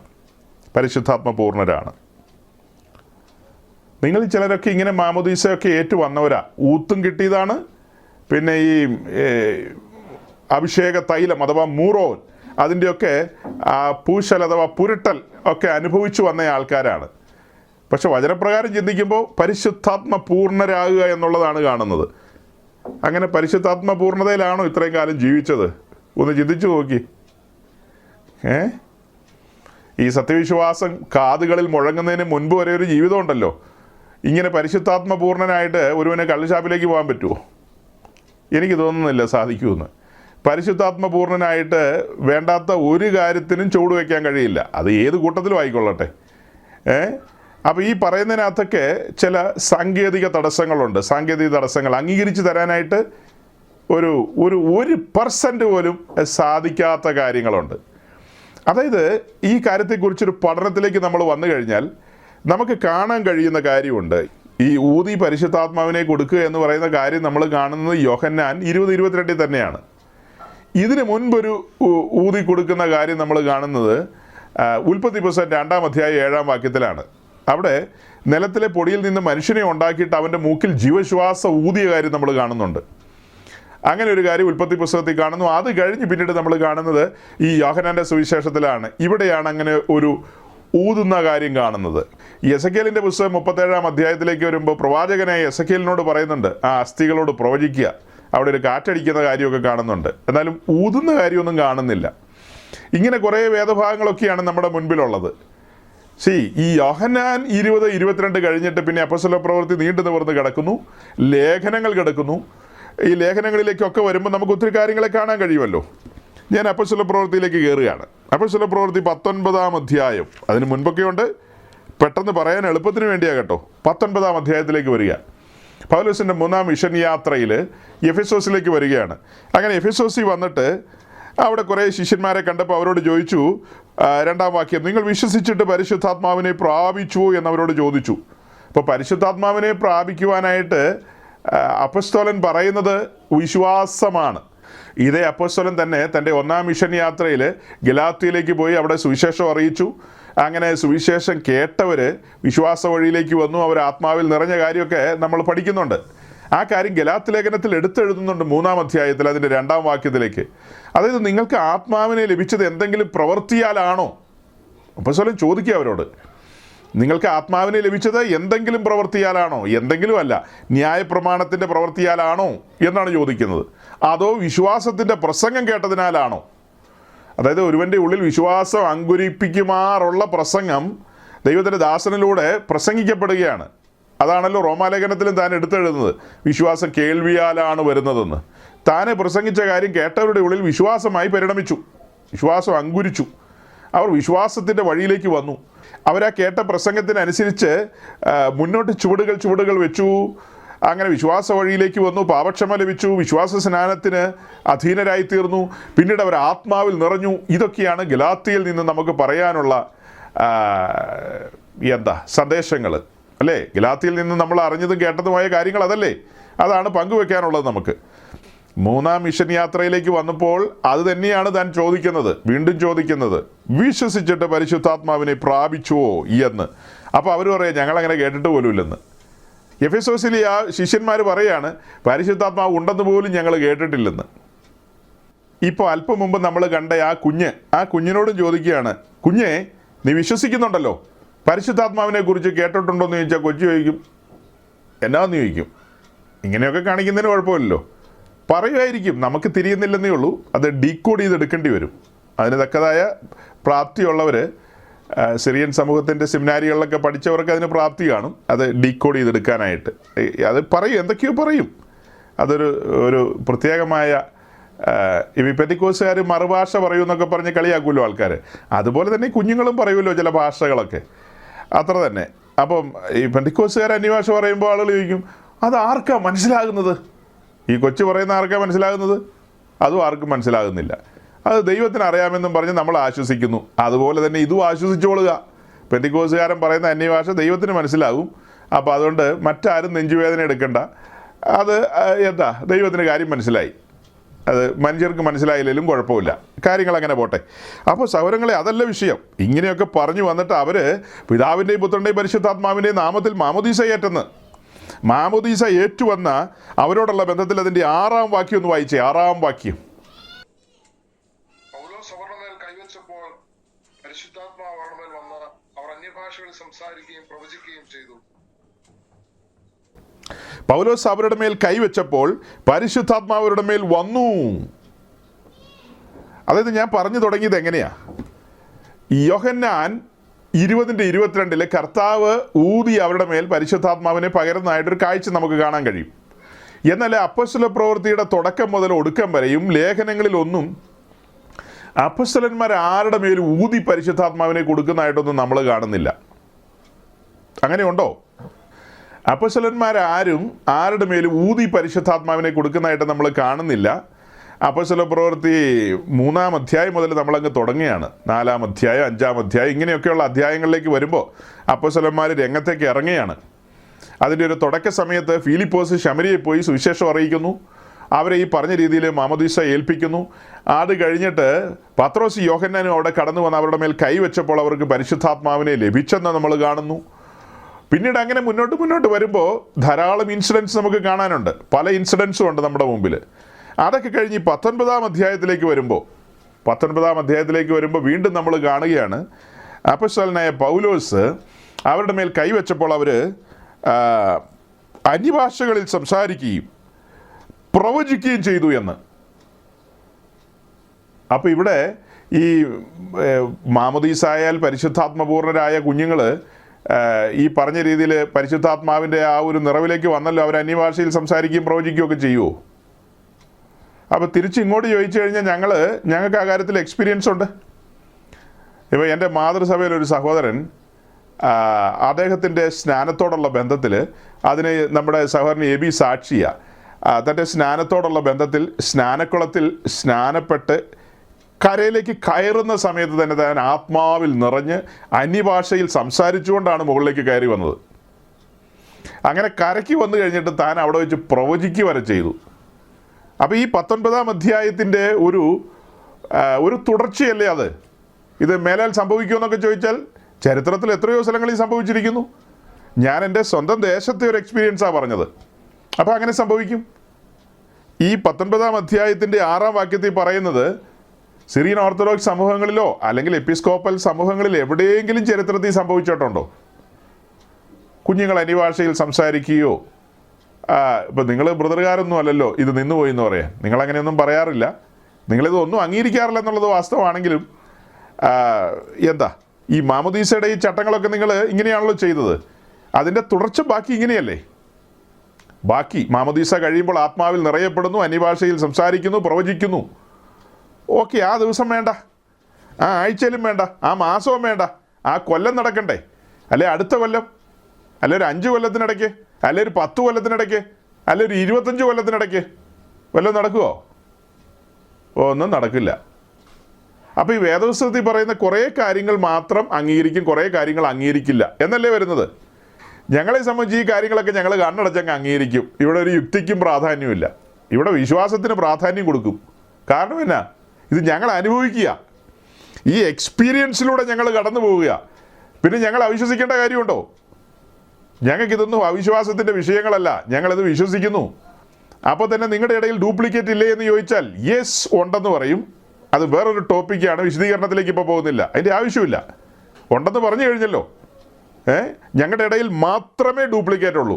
ക്രൈസ്തവ ലോകത്ത് ഡ്യൂപ്ലിക്കേറ്റുള്ള ഒരേ ഒരു കൂട്ടര് പെന്തിക്കോസുകാർ മാത്രമാണ്. പെന്തിക്കോസിൽ പ്രവാചകനുണ്ട്, കള്ളപ്രവാചകനുണ്ട്. ഇവിടെ അപ്പോസ്തലനുണ്ട്, കള്ള അപ്പോസ്തലനുണ്ട്. ഇവിടെ ഇടയനുണ്ട്, കള്ള ഇടയനുണ്ട്. ഇവിടെ ഉപദേഷ്ടാവുണ്ട്, ദുരുപദേഷ്ടാവുണ്ട്. ഇവിടെ സുവിശേഷകനുണ്ട്, പിന്നെ വ്യാജ സുവിശേഷകരുമുണ്ട്. ഇവിടെ എല്ലാം ഉണ്ട്. വേറെ ഏതെങ്കിലും ഒരു കൂട്ടത്തിൽ ഞാൻ അടുത്ത ദിവസം ഒരു മെസ്സേജിൽ വേറൊരു സ്ഥലത്ത് ചലഞ്ച് ചെയ്യാനിരിക്കുന്നൊരു ടോപ്പിക്കാണ് അത്. ക്രൈസ്തവ ലോകത്ത് ആരെങ്കിലും പറയാൻ പറ്റുമോ ഞങ്ങളുടെ കൂട്ടത്തിൽ ഇങ്ങനെയുള്ള കാര്യങ്ങളുണ്ടെന്ന്? പൗലോസ്ലീഹ പറയുന്ന പോലെ ഞങ്ങളുടെ ഇടയിലേക്ക് കൊടിയ ചെന്നായ്ക്കൾ കടന്നു വരും. ചില സമയങ്ങളിൽ അങ്ങനെ കൊടിയ ചെന്നായ്ക്കൾ കടന്നു വരും. നിങ്ങളുടെ ഇടയിൽ അങ്ങനെ കൊടിയ ചെന്നായ്ക്കൾ കടന്നു വരാറുണ്ടോ? അങ്ങനെയൊന്നും വരാറില്ലെന്ന് എനിക്ക് തോന്നണേ. മൊത്തത്തിൽ പറഞ്ഞാൽ അങ്ങനെയൊക്കെ തന്നെ അങ്ങ് കൂട്ടാം. അതേസമയം ഞങ്ങളുടെ ഇടയിൽ വിപരീത ഉപദേശം പ്രസ്താവിക്കുന്നവർ എഴുന്നേക്കാറുണ്ട്. വിപരീത ഉപദേശം പ്രസ്താവിക്കുന്നവർ എഴുന്നേക്കും. നിങ്ങളുടെ ഇടയിലുണ്ടോ? ഏതെങ്കിലും ഒരു ഗ്രൂപ്പിന് പറയാവോ? ചലഞ്ച് ചെയ്താൽ ചോദിക്കുന്നത്. അതെല്ലാം ഞങ്ങളുടെ ഇടയിലേ ഉള്ളൂ. ഞങ്ങളുടെ ഇടയിലാണ് നെല്ലും പതിരും വേർതിരിക്കുന്ന പരിപാടിയുള്ളൂ. വേറൊരു സ്ഥലത്തുമില്ല. അവിടെ എഴുതി വെച്ചത് തത്തമ്മേ പൂച്ച പൂച്ച എന്ന് പറഞ്ഞ പോലെ കാലങ്ങളായിട്ട് അപ്പനപ്പന്മാരായിട്ട് ചൊല്ലിക്കൊണ്ടിരിക്കുന്നു. അതിന് മാറ്റി പ്രിൻ്റ് ചെയ്യാൻ കപ്പാസിറ്റിയുള്ള ഏതെങ്കിലും ഒരുത്തനുണ്ടോ? അതും നമുക്ക് വേണമെങ്കിൽ ചലഞ്ച് ചെയ്യാം. 934 ഭരണഘടന തിരുത്താൻ ആരെങ്കിലും കൊണ്ട് പറ്റുമോ? ഒരുത്തിനെ കൊണ്ടും പറ്റില്ല. അങ്ങനെ തിരുത്താൻ പോയിട്ട് കോടതി കയറിയ കൂട്ടരുണ്ട് പുത്തൻകുരിശുകാർ. 8 നിലയിൽ പൊട്ടി എല്ലാം മുങ്ങി തകർന്ന് തരിപ്പണമായിപ്പോയി. ഇപ്പോൾ ഉള്ള പെണ്ണുങ്ങളെല്ലാം പിടിച്ച് മഴയത്ത് നിർത്തി പോലീസിനെയും പട്ടാളത്തെയും വെല്ലുവിളിച്ചുകൊണ്ടിരിക്കുക. ഏത് 934 ഭരണഘടന തിരുത്താൻ പോയ പാർട്ടികളാണ്. അതൊന്നും നടപടിയുള്ള കാര്യമല്ല. അപ്പോൾ പിന്നെ ഈ എന്നെ തക്സ തിരുത്താൻ പറ്റുമോ? തക്സ തിരുത്താൻ പോയതാ പാലക്കുന്നത്ത് അബ്രഹാം മൽപ്പാൻ. തിരുത്തി എന്തായിപ്പോയി? നിരാശയിലേക്ക് കൂപ്പുകുത്തിപ്പോയി അവരും.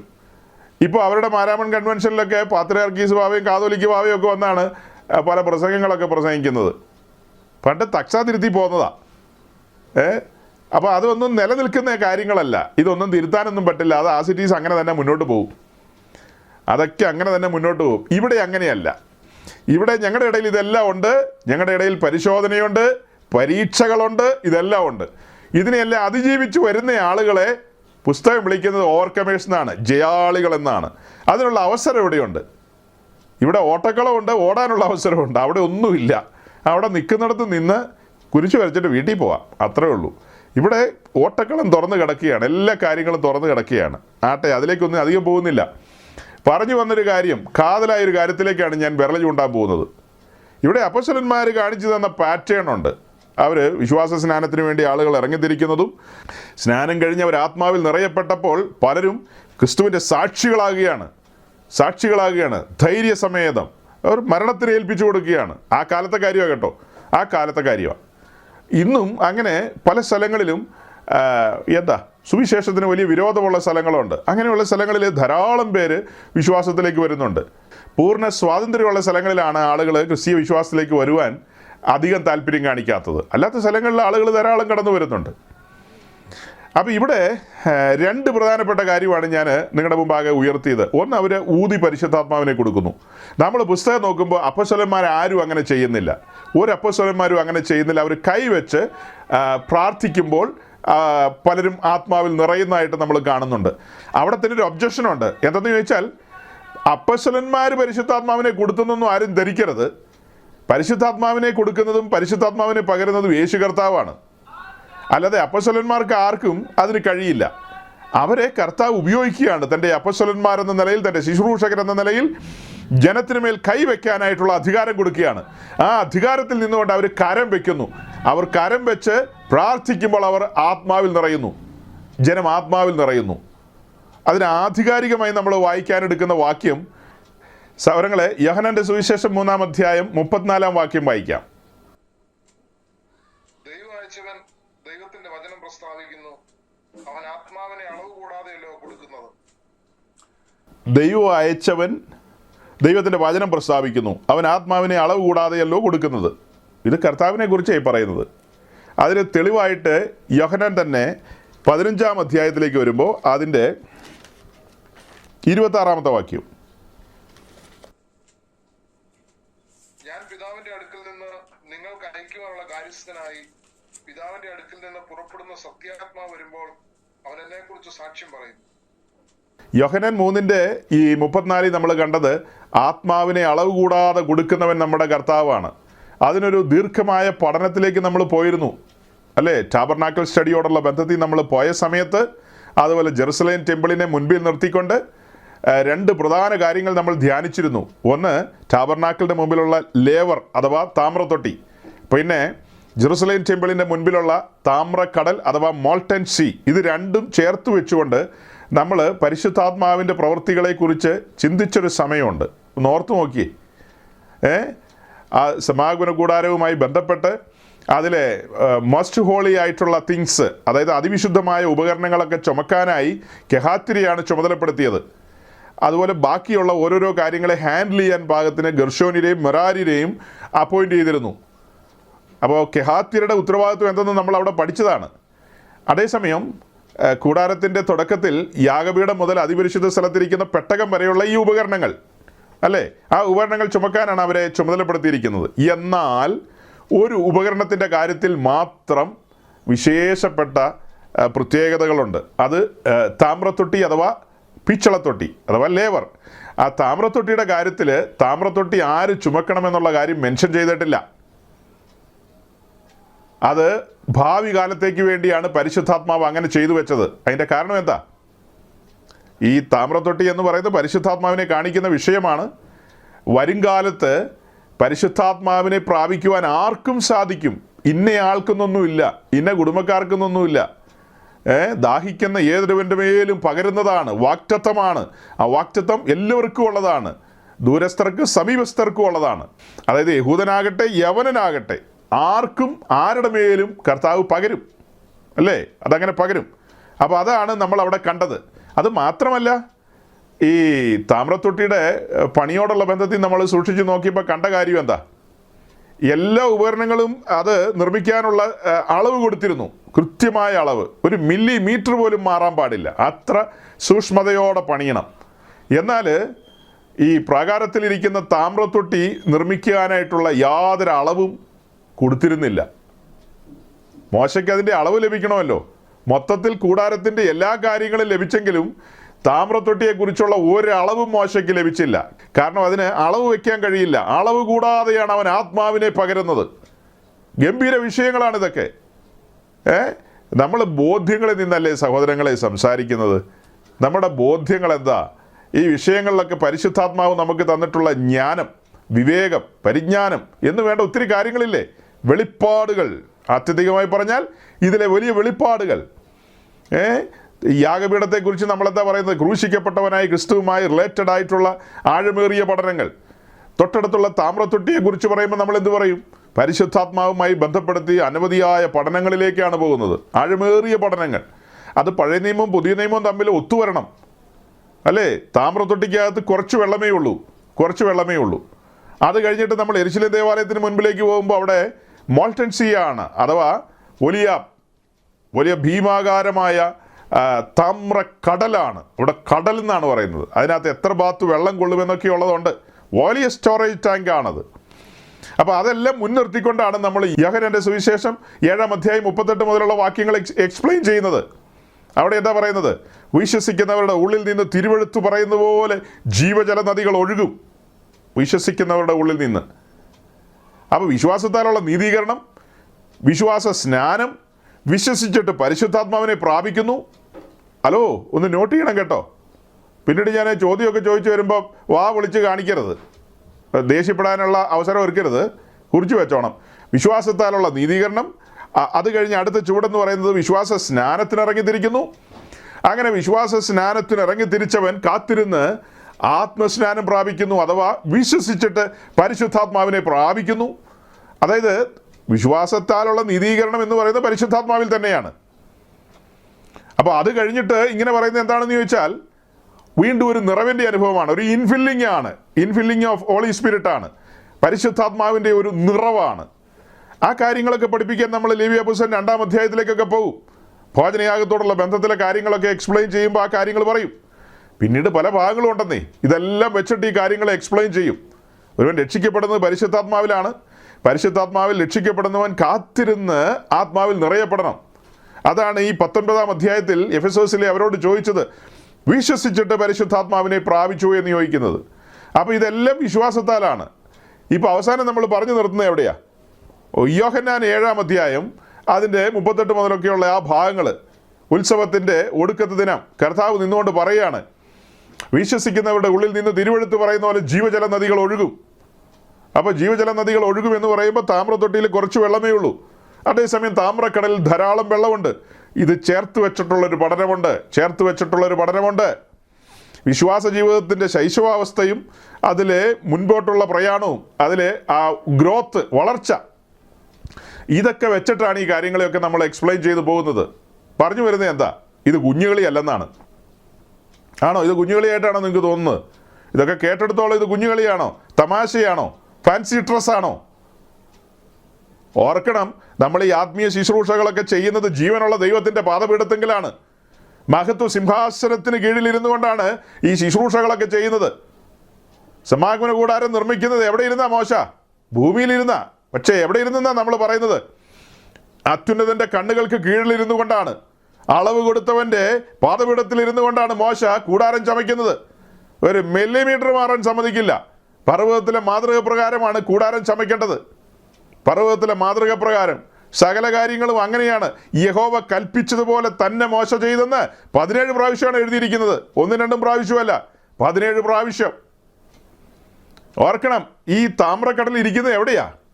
12 കാളകളുടെ മുതുകിലാണ്.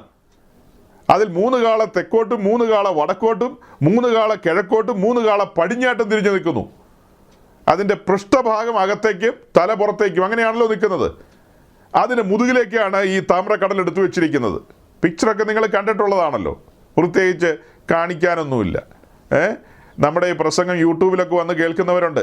അങ്ങനെയുള്ളവരൊക്കെ ഇപ്പോൾ അവർ ഈ സമാഗമന കൂടാരവും താമ്രക്കടലൊക്കെ ഇപ്പോൾ അത്യാവശ്യം കേട്ടു തുടങ്ങി. പലതും അവർ കവർ ചെയ്ത് കഴിഞ്ഞു.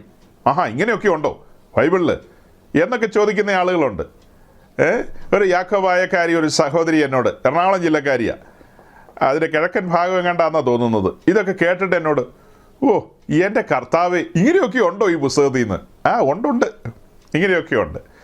ആ സഹോദരി വളരെ സന്തോഷത്തോടെ കേട്ടോ ചോദിച്ചത്. ഞാൻ അവരോട് വളരെ സ്നേഹത്തോടും കരുതലോടും കൂടിയാണ് സംസാരിച്ചത്. ദൈവവചനത്തിൻ്റെ സത്യങ്ങൾ കേൾക്കാൻ മനസ്സ് വെച്ചല്ലോ ആ സഹോദരി. ദൈവവചനത്തിൻ്റെ സത്യങ്ങൾ എന്ന് പറയുന്ന പെന്തിക്കോസുകാരെ കുറിച്ചല്ലല്ലോ എഴുതിയിരിക്കുന്നത്. അവിടെ എഴുതിയിരിക്കുന്നതും കാണുന്നതുമായ കാര്യമൊക്കെ തനിക്ക് വേണ്ടി ബലിയായിത്തീർന്ന തൻ്റെ രക്ഷകനായ ക്രിസ്തുവിനെ കുറിച്ചാണ്, അല്ലേ? മിശിഹായെക്കുറിച്ചാണ് കാണുന്നതൊക്കെ. മിശിഹായെക്കുറിച്ചാണ് അവൾ കേട്ടത്. നമ്മളും പറയാൻ ആഗ്രഹിച്ച മെശിഹായെക്കുറിച്ചാണ്. അല്ലാതെ നമ്മുടെ കാര്യമോ നമ്മുടെ വീട്ടുകാരുടെ കാര്യമോ ഒന്നും നമുക്ക് പറയാനില്ല. നമുക്ക് പറയാനുള്ളത് ഒരേ ഒരാളുടെ കാര്യം മാത്രമാണ്, നമ്മുടെ രക്ഷകനായ യേശു ക്രിസ്തുവിനെ കുറിച്ച് മാത്രമാണ്. അപ്പോൾ സഹോദരങ്ങളെ, എന്താ പറഞ്ഞ് നമ്മൾ കൊണ്ടുവന്നത്? വിശ്വസിക്കുന്നവരുടെ ഉള്ളിൽ നിന്ന് തിരുവെടുത്ത് പറയുന്ന പോലെ ജീവജല നദികൾ ഒഴുകും. പരിശുദ്ധാത്മാവുമായി ബന്ധപ്പെടുത്തി വളരെ ഗൗരവമായ കാര്യങ്ങൾ നമുക്ക് പറയാനുണ്ട്. ഇപ്പോൾ നമ്മൾ കണ്ട വീഡിയോയിൽ അവർ എണ്ണ പൂശിക്കൊണ്ടാണ് കുഞ്ഞിന് പരിശുദ്ധാത്മാവിനെ കൊടുക്കുന്നത്. ഇടയ്ക്ക് നമ്മൾ പറഞ്ഞതുപോലെ ഈ നെടുമ്പാശ്ശേരിക്ക് അടുത്തുള്ള ഒരു യാക്കോബായ സമൂഹത്തിലെ ഒരു കോറപ്പിസ്കോപ്പ, ആ കോറപ്പിസ്കോപ്പ് നമ്മുടെ ചോദ്യങ്ങൾക്ക് മറുപടി എന്നോണം ചില കാര്യങ്ങളൊക്കെ പറഞ്ഞ് വീഡിയോ ഒക്കെ അപ്ലോഡ് ചെയ്തിട്ടുണ്ട്. നമ്മുടെ സഹോദരങ്ങൾ ചിലരൊക്കെ അത് കേട്ടിട്ടുണ്ട്, ഞാനത് കേട്ടിട്ടില്ല. കാരണം എനിക്ക് അതിൻ്റെ ഒരു പ്രസൻറ്റേഷനെ കുറിച്ച് മനസ്സിലാക്കിയിടത്തോളം, ഞാൻ മുന്നമേ പറഞ്ഞിട്ടുള്ളതാണ്, അത്ര താല്പര്യം തോന്നിയില്ല. ചുമ്മാ ഒരാൾ അദ്ദേഹത്തിൻ്റെ മതഭക്തി പറയുന്നു, അല്ലാതെ ആ കാര്യം സ്ഥാപിക്കാനോ അതിന് വിത്ത് റെഫറൻസോ ഒന്നുമില്ല. ഇങ്ങനെയാണ് എന്നങ്ങ് പറഞ്ഞാൽ നമ്മളങ്ങ് കണ്ണടച്ചങ്ങ് വിശ്വസിക്കണോ? അങ്ങനെ കണ്ണടച്ച് പാൽ കുടിക്കാൻ നമ്മളെ കൊണ്ട് പറ്റില്ല. നമുക്കത് യുക്തമായി തോന്നണം, അത് ഹൃദയം അംഗീകരിക്കണം, മനസാക്ഷി അംഗീകരിക്കണം. നമ്മുടെ ഉള്ളിൽ വന്നിരിക്കുന്ന പരിശുദ്ധാത്മാവ് നമുക്ക് ഗ്രീൻ സിഗ്നൽ തരണം. യെസ്, കോറപ്പിസ്കോപ്പ് പറഞ്ഞത് ഓക്കെയാണ്, കൈ കൊടുക്കാം എന്ന് പറഞ്ഞാൽ ഓക്കെയാ. ഇല്ലാത്തിടത്തോളം കൈയും കാലൊന്നുമില്ല. അതേസമയം നമുക്ക് ലഭിച്ചിട്ടുള്ള ബോധ്യങ്ങളുണ്ട്. ഇപ്പോൾ ഇവിടെ പരിശുദ്ധാത്മാവുമായി ബന്ധപ്പെടുത്തി ഈ ചെയ്യുന്ന കാര്യങ്ങൾക്കൊക്കെ എൻ്റെ ചിന്ത ശരിയാണെങ്കിൽ, ഞാൻ അതൊക്കെ പറഞ്ഞങ്ങ് വേഗം അവസാനിപ്പിക്കാൻ കേട്ടോ, എൻ്റെ ചിന്ത ശരിയാണെങ്കിൽ ചെറിയ ശിക്ഷയായിരിക്കില്ലെന്നുള്ളതാണ്. യേശു ക്രിസ്തുവിനെ കുറിച്ച് പറയുന്ന കാര്യങ്ങളോ മറ്റു കാര്യങ്ങളോ ഒക്കെ പോട്ടെ, പരിശുദ്ധാത്മാവുമായി റിലേറ്റ് ചെയ്യപ്പെട്ട ഈ ചെയ്യുന്ന കാര്യങ്ങൾക്കൊക്കെ ശിക്ഷയുണ്ട്, അത് കഠിനമായിരിക്കുമെന്നുള്ളതാണ് ഞാൻ മനസ്സിലാക്കുന്ന ആത്മാവിലുള്ള ബോധ്യമാണ് പറയുന്നത്. കാരണം ഒരാൾക്ക് പകരം ആ ആളെ അപഹാസ്യമായി അവതരിപ്പിച്ചു കഴിഞ്ഞാൽ, ഇപ്പം നമ്മുടെ ബഹുമാനായ പ്രധാനമന്ത്രി ശ്രീമാൻ നരേന്ദ്രമോദി അദ്ദേഹത്തെ വളരെ വാൾഗറായി ചിത്രീകരിക്കുന്ന രീതിയിലേക്കൊക്കെ എന്തെങ്കിലുമൊക്കെ ചെയ്തു കഴിഞ്ഞാൽ സാമാന്യം രാഷ്ട്രീയക്കാർ കോലം കത്തിക്കുകയൊക്കെ ചെയ്യും. അതല്ലാത്ത വേറെ ഒത്തിരി കാര്യങ്ങളുണ്ടല്ലോ. അങ്ങനത്തെ നിലയിലേക്കൊക്കെ പോയി കഴിഞ്ഞാൽ എന്താ അധികാര കേന്ദ്രങ്ങൾ വടിയെടുക്കും എന്നാണ് എനിക്ക് തോന്നുന്നത്. അതുപോലെ സുപ്രീം കോടതി ചീഫ് ജസ്റ്റിസിനെതിരെയൊക്കെ മോശമായ രീതിയിൽ എന്തെങ്കിലും കാര്യങ്ങളൊക്കെ ചെയ്തു കഴിഞ്ഞാൽ അധികാരി വർഗം ഈ പറഞ്ഞ പോലെ ചൂരവടി എടുക്കും. അതാണ് അതിൻ്റെ ഒരു രീതി. എന്നുവെച്ചാൽ ശാസനകൾ, ശിക്ഷകൾ ആ ഭാഗത്ത് വരുമെന്നാണ് ചുരുക്കം. പരിശുദ്ധാത്മാവിനെ കുറിച്ച് വേദപുസ്തകം പറയാത്ത കാര്യങ്ങൾ നമ്മൾ ആരോപിച്ചു കഴിഞ്ഞാൽ, ഇപ്പോൾ ഈ പെന്തിക്കോസ് ലോകത്തുള്ള ആളുകളുണ്ട്, അവിടെ ഒരു പ്രാക്ടീസാണ്. ചുമ്മാ അങ്ങ് ഇരിക്കുമ്പോൾ ഒരു തോന്നലാണ്, പരിശുദ്ധാത്മാവ് എന്നോട് പറഞ്ഞെന്നൊക്കെ പറഞ്ഞു കളയും. ഏതാ ഇവൻ്റെ തോന്നലായി പറയുന്നത്? പരിശുദ്ധാത്മാവ് ഇപ്പോൾ വന്ന് വീട്ടിൽ വന്ന് പറഞ്ഞെന്നൊക്കെ. അത് കഴിഞ്ഞിട്ട് പരിശുദ്ധാത്മാവ് പിന്നെ വേറൊന്നും പറഞ്ഞില്ലേ? ഇപ്പം ഞാൻ ഈ പെന്തിക്കോസുകാരോടാണ് കേട്ടോ ചോദിക്കുന്നത്. ഏതാണ്ട് പറഞ്ഞെന്ന് പറഞ്ഞല്ലോ, അത് കഴിഞ്ഞിട്ട് പിന്നെ ഒന്നും പറയില്ലേ? ഈ പുസ്തകത്തിൽ കുറേ കാര്യങ്ങളുണ്ടല്ലോ, അതൊന്നും പറഞ്ഞു തരാറില്ലേ? ഒരുവൻ എന്നെ അനുഗമിക്കാൻ ഇച്ഛിച്ചാൽ തന്നെത്താൻ ത്യജിച്ച് നാൾതോറും ക്രൂശ് എടുക്കണമെന്നുള്ള കാര്യം, ഇതൊന്നും പരിശുദ്ധാത്മാവ് മന്ത്രിക്കാറില്ലേ? ഇല്ല, അങ്ങനത്തെ ഒന്നും മന്ത്രിക്കാറില്ല. പിന്നെ വേറൊരു വിശേഷപ്പെട്ട ഒരു ദർശനമാണ് തന്നിരിക്കുന്നത്, ഒരു ശബ്ദമാണ് കേൾപ്പിച്ചിരിക്കുന്നത്. അതെ, അത് കഴിഞ്ഞിട്ട് ഈ ശബ്ദങ്ങളൊക്കെ കേൾപ്പിക്കാമല്ലോ, കേൾപ്പിക്കില്ലേ? അടിസ്ഥാനപരമായ കാര്യങ്ങളുടെ ശബ്ദമൊന്നും എന്താ കേൾപ്പിക്കാത്തത്? അത് അപകടകരമായ കാര്യമല്ലേ? ഓക്കെ, അപ്പോൾ ഈ പരിശുദ്ധാത്മാവിനെ വികലമായി ചിത്രീകരിക്കുക എന്നൊക്കെ പറഞ്ഞാൽ അതിന് ശിക്ഷയുണ്ടെന്നാണ് ഞാൻ പറഞ്ഞു വരുന്നത്. പഴയ നിയമത്തിൽ ദൗത്യ നിർവഹണത്തോടുള്ള ബന്ധത്തിൽ അഭിഷേക തൈലം ഉണ്ടാക്കാൻ പറയുന്നുണ്ട്. പൗരോഹിത്യ ശുശ്രൂഷയ്ക്ക് വേണ്ടി വിളിക്കപ്പെടുന്നവരെ അഭിഷേക തൈലത്താൽ നിറയ്ക്കും. അതുപോലെ രാജാക്കന്മാരുടെ മേൽ, പ്രവാചകന്മാരുടെ മേൽ, സമാഗമന കൂടാരത്തിൽ ശുശ്രൂഷയ്ക്കായിട്ട് തിരഞ്ഞെടുക്കപ്പെടുന്ന ലേവ്യരുടെ മേലൊക്കെ ഈ അഭിഷേക തൈലം ഒഴിക്കുന്നുണ്ട്. പഴയ നിയമത്തിൽ അങ്ങനെയാണ് കാര്യങ്ങളെ ചെയ്യുന്നത്. പുതിയ നിയമത്തിലേക്ക് വരുമ്പോൾ നമ്മൾ നമ്മുടെ അപ്പോസ്തലന്മാരുടെ ആരുടെ മേലും അഭിഷേക തൈലം ഒഴിച്ചതായിട്ട് കാണുന്നില്ല. അപ്പോസ്തലന്മാരുടെ സഞ്ചാരങ്ങൾ നമ്മളെടുത്ത് നോക്കും, റൂട്ട് മാപ്പ് എടുത്ത് നോക്കുമ്പോൾ പത്രോസ് യോഹന്നാനും ആദ്യപടി കടന്നുപോയ ചില മേഖലകളുണ്ട്. അവരുടെ കയ്യിൽ തൈലക്കുപ്പിയില്ലായിരുന്നു. അതുപോലെ പിന്നീട് പൗലോസിൻ്റെ സഞ്ചാരങ്ങൾ, പൗലോസിൻ്റെ കയ്യിലും തൈലക്കുപ്പിയില്ലായിരുന്നു. ഫിലിപ്പോസ് മുതലായ സുവിശേഷക അവരുടെ കയ്യിലും തൈലക്കുപ്പിയില്ലായിരുന്നു. ഇവരാരും തൈലക്കുപ്പിയായിട്ട് അഥവാ അഭിഷേക തൈലവുമായിട്ടല്ല കടന്നുപോയത്, അഥവാ മൂറോനായിട്ടല്ല ഇവരൊന്നും കടന്നുപോയത്. പിന്നെ നമ്മളെ അടിച്ച് വിശ്വസിപ്പിക്കാനാ പാവമെങ്കിൽ എനിക്കറിയാൻ മേല, അങ്ങനെ വിശ്വസിക്കാൻ പറ്റുമോ? വടിയെടുത്തിട്ട് അടിച്ചിട്ട് വിശ്വസിക്കടാന്ന് പറഞ്ഞാൽ അങ്ങനെ വിശ്വസിക്കാൻ പറ്റുമോ? ഒരു മനുഷ്യനിത് വചനത്തിൽ നിന്ന് ഗ്രഹിക്കാൻ കഴിയണ്ടേ ഇങ്ങനെയാണെന്നുള്ളത്? നമ്മൾ മുന്നമേ ചോദിച്ച ചോദ്യത്തിനാണ് വലിയ പ്രസംഗമായിട്ട് വന്നത്. അതിനൊക്കെ കൃത്യമായ ആൻസർ പറയുന്നേ. മാളിക മുറിയിൽ ഈ കൂടി വന്നിരുന്നവരുടെ മേൽ ആരാണ് അഭിഷേക തൈലം പുരട്ടിയത്? അപ്പോസ്തലന്മാരുണ്ടാക്കിയതാണോ, അതെയോ ഹന്നാസിൻ്റെയും കയ്യഫാവിൻ്റെയും കയ്യിൽ നിന്ന് കടം മേടിച്ചതാണോ? ഇതൊക്കെയാണ് നമ്മളന്ന് ചോദിച്ചത്. അതിന് തക്കതായ മറുപടികളൊന്നും അല്ല വരുന്നത്. പിന്നീട് പറഞ്ഞു വരുന്നത് എന്താ? അതൊക്കെ ഞങ്ങളുടെ പാരമ്പര്യമാണ്, ഞങ്ങളുടെ വിശ്വാസമാണ്. ഏതാ? കർത്താവിനെ ആ കല്ലറയിൽ പൊതിഞ്ഞ ആ ശവക്കച്ച എന്ന് പറയുന്നത് സുഗന്ധവർഗ്ഗങ്ങൾ ഇട്ടാണ് അത് പൊതിഞ്ഞു വെച്ചത്. അപ്പോൾ ആ ശവക്കച്ച എടുത്ത്, ആ തുണിയും അതിലെ സുഗന്ധവർഗ്ഗങ്ങളൊക്കെ ഏതായാലും അതിൽ കുറച്ച് കാണും, അതൊക്കെ എടുത്തിട്ട് അത് ചൂടുവെള്ളത്തിലിട്ട് വെന്തെടുക്കുകയോ അങ്ങനെ എന്തോ ചെയ്ത് ആ ഓയിലും പിന്നെ ലേവ്യ പുസ്തകത്തിൽ പറയുന്ന അഭിഷേക തൈലം ഉണ്ടാക്കുന്ന മെത്തേഡ് ഉണ്ടല്ലോ, അതും ഇതും കൂടെ സമം ചേർത്ത് അങ്ങനെയാണ് മൂറോൻ തയ്യാറാക്കുന്നതെന്നുള്ളതാണ് പറഞ്ഞു വരുന്നത്. സൗരങ്ങളെ ആദ്യത്തെ ഒരു 60-70 വർഷം എടുത്തു വെളിപ്പാട് പുസ്തകം വരെ എഴുതി കൊണ്ടുവരാനായിട്ട്. യോഹന്നാനാണ് ഏറ്റവും ഒടുക്കം കണ്ണടച്ചത്. ഇതിനിടയിൽ ഇവരാരും അറിഞ്ഞില്ല ഇങ്ങനെ ഈ തുണിയെടുത്ത് ശവക്കച്ച എടുത്ത് ഇത് പിഴിഞ്ഞ് ഈ ഓയിലുണ്ടാക്കിയ കാര്യം ആരും ഒരു അപ്പോസ്തലന്മാരും അറിഞ്ഞില്ല. അതെങ്ങും എഴുതാൻ സ്ഥലം കിട്ടിയില്ല. സൗരങ്ങളെ നമ്മുടെ കർത്താവായ ഈശോ മിശിഹായുടെ ശവക്കച്ച അത് നമ്മളിങ്ങനെ വെന്തെടുത്തപ്പോൾ അതിൻ്റെ ആ വെള്ളം അത് നീരാവിയോ എങ്ങനെ വേണേലും കൂട്ടിക്കോ, അതിൽ നിന്ന് കിട്ടിയിരിക്കുന്ന ഈ മേൽത്തരമായ അതിനൊരു പേരുമുണ്ടല്ലോ, ബെൽസാം ഓയിലോ, മറന്നുപോയി, അതിന് ഒരു പേരുമുണ്ട്. അപ്പോൾ ആ ഓയിലല്ലല്ലോ, അങ്ങനെ നമുക്ക് ആ പിഴിഞ്ഞ് കിട്ടിയപ്പോൾ കിട്ടിയ ആ ഒരു ഓയിലെന്ന് പറയാം, അതൊരു ഓയിലാണല്ലോ. അതും ഈ പറയുന്ന അഭിഷേക തൈലത്തിൻ്റെ കൂട്ടുണ്ടല്ലോ, അതൊക്കെ നമ്മൾ വിസ്തരിച്ച ആൾക്കാരാ കേട്ടോ. അതൊക്കെ നമ്മൾ വിസ്തരിച്ച് പറഞ്ഞാൽ നമ്മൾ ലേവ്യ പുസ്തകം വായിക്കുമ്പോൾ അതിനകത്ത് ചുക്കും കുരുമുളകും ഗ്രാമ്പും ഒന്നും അതിനകത്ത് എഴുതിയിട്ടില്ല. അതിനകത്ത് എഴുതാത്ത കാര്യങ്ങളൊക്കെ വെച്ചിട്ടാണ് നിങ്ങൾ ഈ മുറോൻ ഉണ്ടാക്കുന്നത്, തിളപ്പിച്ചൊക്കെ ഉണ്ടാക്കുന്നത്. ഞങ്ങളതിൻ്റെ ഡീറ്റെയിൽ ആയിട്ടുള്ള ഒരു ചോദ്യോത്തരമൊക്കെ വന്നിരുന്നു. അതിനൊക്കെ ആളുകൾ എന്തൊക്കെയോ പറയുന്നുണ്ട്. നമുക്കങ്ങനെ എന്തെങ്കിലും പറഞ്ഞാൽ പോരാതെ ചരിത്ര രേഖകൾ വേണം, അല്ലെങ്കിൽ ബൈബിളിൽ നിന്ന് വേണം. ഇതൊന്നുമില്ലാതെ ഇങ്ങനെയാണ് ഞങ്ങളുടെ വിശ്വാസം, ഇങ്ങനെയാണെന്ന് പറഞ്ഞാൽ ഞങ്ങൾ സസന്തോഷം സമ്മതിക്കും. നിങ്ങളുടെ ഓർത്തഡോക്സ് മതത്തിൻ്റെ വിശ്വാസം അതാണ്. ആ മതത്തിൽ ചേരാൻ ഇന്ന കാര്യങ്ങൾ വേണം, ആ മതത്തിലെ രീതികൾ ഇങ്ങനെയാണ്, അതൊക്കെ അതിനെ ആരും തർക്കിക്കില്ല, ഒരാളും പരിഹസിക്കാൻ പറ്റില്ല. ക്രിസ്ത്യാനിറ്റിയുമായി റിലേറ്റ് ചെയ്ത് പറയുമ്പോഴാണ് ചോദ്യോത്തരങ്ങളൊക്കെ വരുന്നത്. ക്രിസ്ത്യാനിറ്റിയുമായി റിലേറ്റ് ചെയ്ത് സംസാരിച്ചു കഴിഞ്ഞാൽ അതിന് നമുക്ക് അത്യാവശ്യം കാര്യങ്ങൾ ചോദിക്കാമല്ലോ, അതങ്ങനെയാണോ ഇതിങ്ങനെയാണോ എന്നൊക്കെ ചോദിക്കാമല്ലോ. അതിൻ്റെ ഭാഗമാണ് ഈ ചോദ്യം. ഇപ്പോൾ ഈ പറഞ്ഞ രീതിയിൽ ഇവിടെ എൻ്റെ കേൾവിക്കാരായിരിക്കുന്ന വാത്സല്യ സഹോദരങ്ങളൊക്കെ ഒരു കാലത്ത് ഈ പറഞ്ഞ രീതിയിൽ മാമോദീസ ഏൽക്കുകയും പറഞ്ഞ രീതിയിൽ മൂറോനൊക്കെ പൂശപ്പെടുകയും ഒക്കെ ചെയ്ത ആളുകളാണ്. എന്നിട്ടും നിങ്ങളിൽ ഓരോരുത്തരും പരിശുദ്ധാത്മാവിൽ എങ്ങനെ നിറഞ്ഞ് ജീവിച്ചു എന്ന് നിങ്ങൾക്കറിയാം. എൻ്റെ കാര്യം എനിക്ക് നന്നായിട്ടറിയാം. ഇനി വേറെ ആരോടും ചോദിക്കണ്ടല്ലോ, എൻ്റെ കാര്യം എനിക്കറിയാം. അതിന് തർക്കമില്ലാത്ത കാര്യങ്ങളാണ്. ആര് തർക്കിക്കാൻ വന്നാലും നിലനിൽക്കില്ല. കാരണം എൻ്റെ ജീവിതം എനിക്കറിയാം. അത് കഴിഞ്ഞ് ആരുടെയും പരപ്രേരണയില്ലാതെ സ്വർഗത്തിലെ ദൈവം എന്നോട് ഇടപെട്ട് തൻ്റെ ആത്മാവിനാൽ എനിക്ക് പാപബോധം വന്ന് ഒരു പാപിയാണെന്നുള്ള തിരിച്ചറിവിലേക്ക് എത്തി ദൈവസന്നിധിയിൽ സറണ്ടർ ചെയ്തതിന് ശേഷം വചനം പ്രമാണിച്ചുകൊണ്ട് ഞാൻ എന്നെ രക്ഷിച്ചവനോട് ചേരുവാൻ ബലിപീഠത്തിൻ്റെ കാഴ്ചകൾ എന്നെ ചലിപ്പിച്ചു. ആ മാമോദീസ കുളത്തിലേക്ക് എന്നെ ചലിപ്പിച്ചു. അങ്ങനെ ഞാൻ ആ മാമോദീസായ്ക്ക് വിധേയനായി തീർന്നു. മാമോദീസ ഏറ്റു. ആദാമിലുള്ള പഴയ മനുഷ്യനെ ആ കല്ലറയിൽ അടക്കം ചെയ്തു. ഒരു പുതിയ മനുഷ്യൻ അവിടെ പുനരുദ്ധാന ശക്തിയാൽ ഉയർത്തു വന്നു. ആ മനുഷ്യനെ ഈ സംസാരിക്കുന്ന കേട്ടോ. അങ്ങനെ ആ മാമോദീസ കുളത്തിൽ നിന്ന് എഴുന്നേറ്റ് വന്ന ആ പുതിയ മനുഷ്യനിൽ സംസാരിക്കുകയാണ് ഇപ്പോൾ. അങ്ങനെ മുന്നോട്ടുള്ള ജീവിതത്തിൽ പരിശുദ്ധാത്മാവിൻ്റെ നിറവിലേക്ക് വന്നു. പിന്നീട് നിരന്തരം ദൈവസന്നിധിയിൽ കാത്തിരിക്കുമ്പോൾ എൻ്റെ അകത്തെ മനുഷ്യനെ ബലപ്പെടുത്തുവാൻ പാകത്തിനുള്ള വചനസത്യങ്ങളെ എനിക്ക് തുറന്നു തന്നുകൊണ്ടിരുന്നു പരിശുദ്ധാത്മാവ്. അങ്ങനെ ആത്മാവിൽ ബലപ്പെട്ടു, അകത്തെ മനുഷ്യരിൽ പുഷ്ടി അനുഭവിക്കാനിടയായി. അങ്ങനെ ക്രിസ്തീയ ജീവിതം പച്ചപിടിച്ചു വന്നു.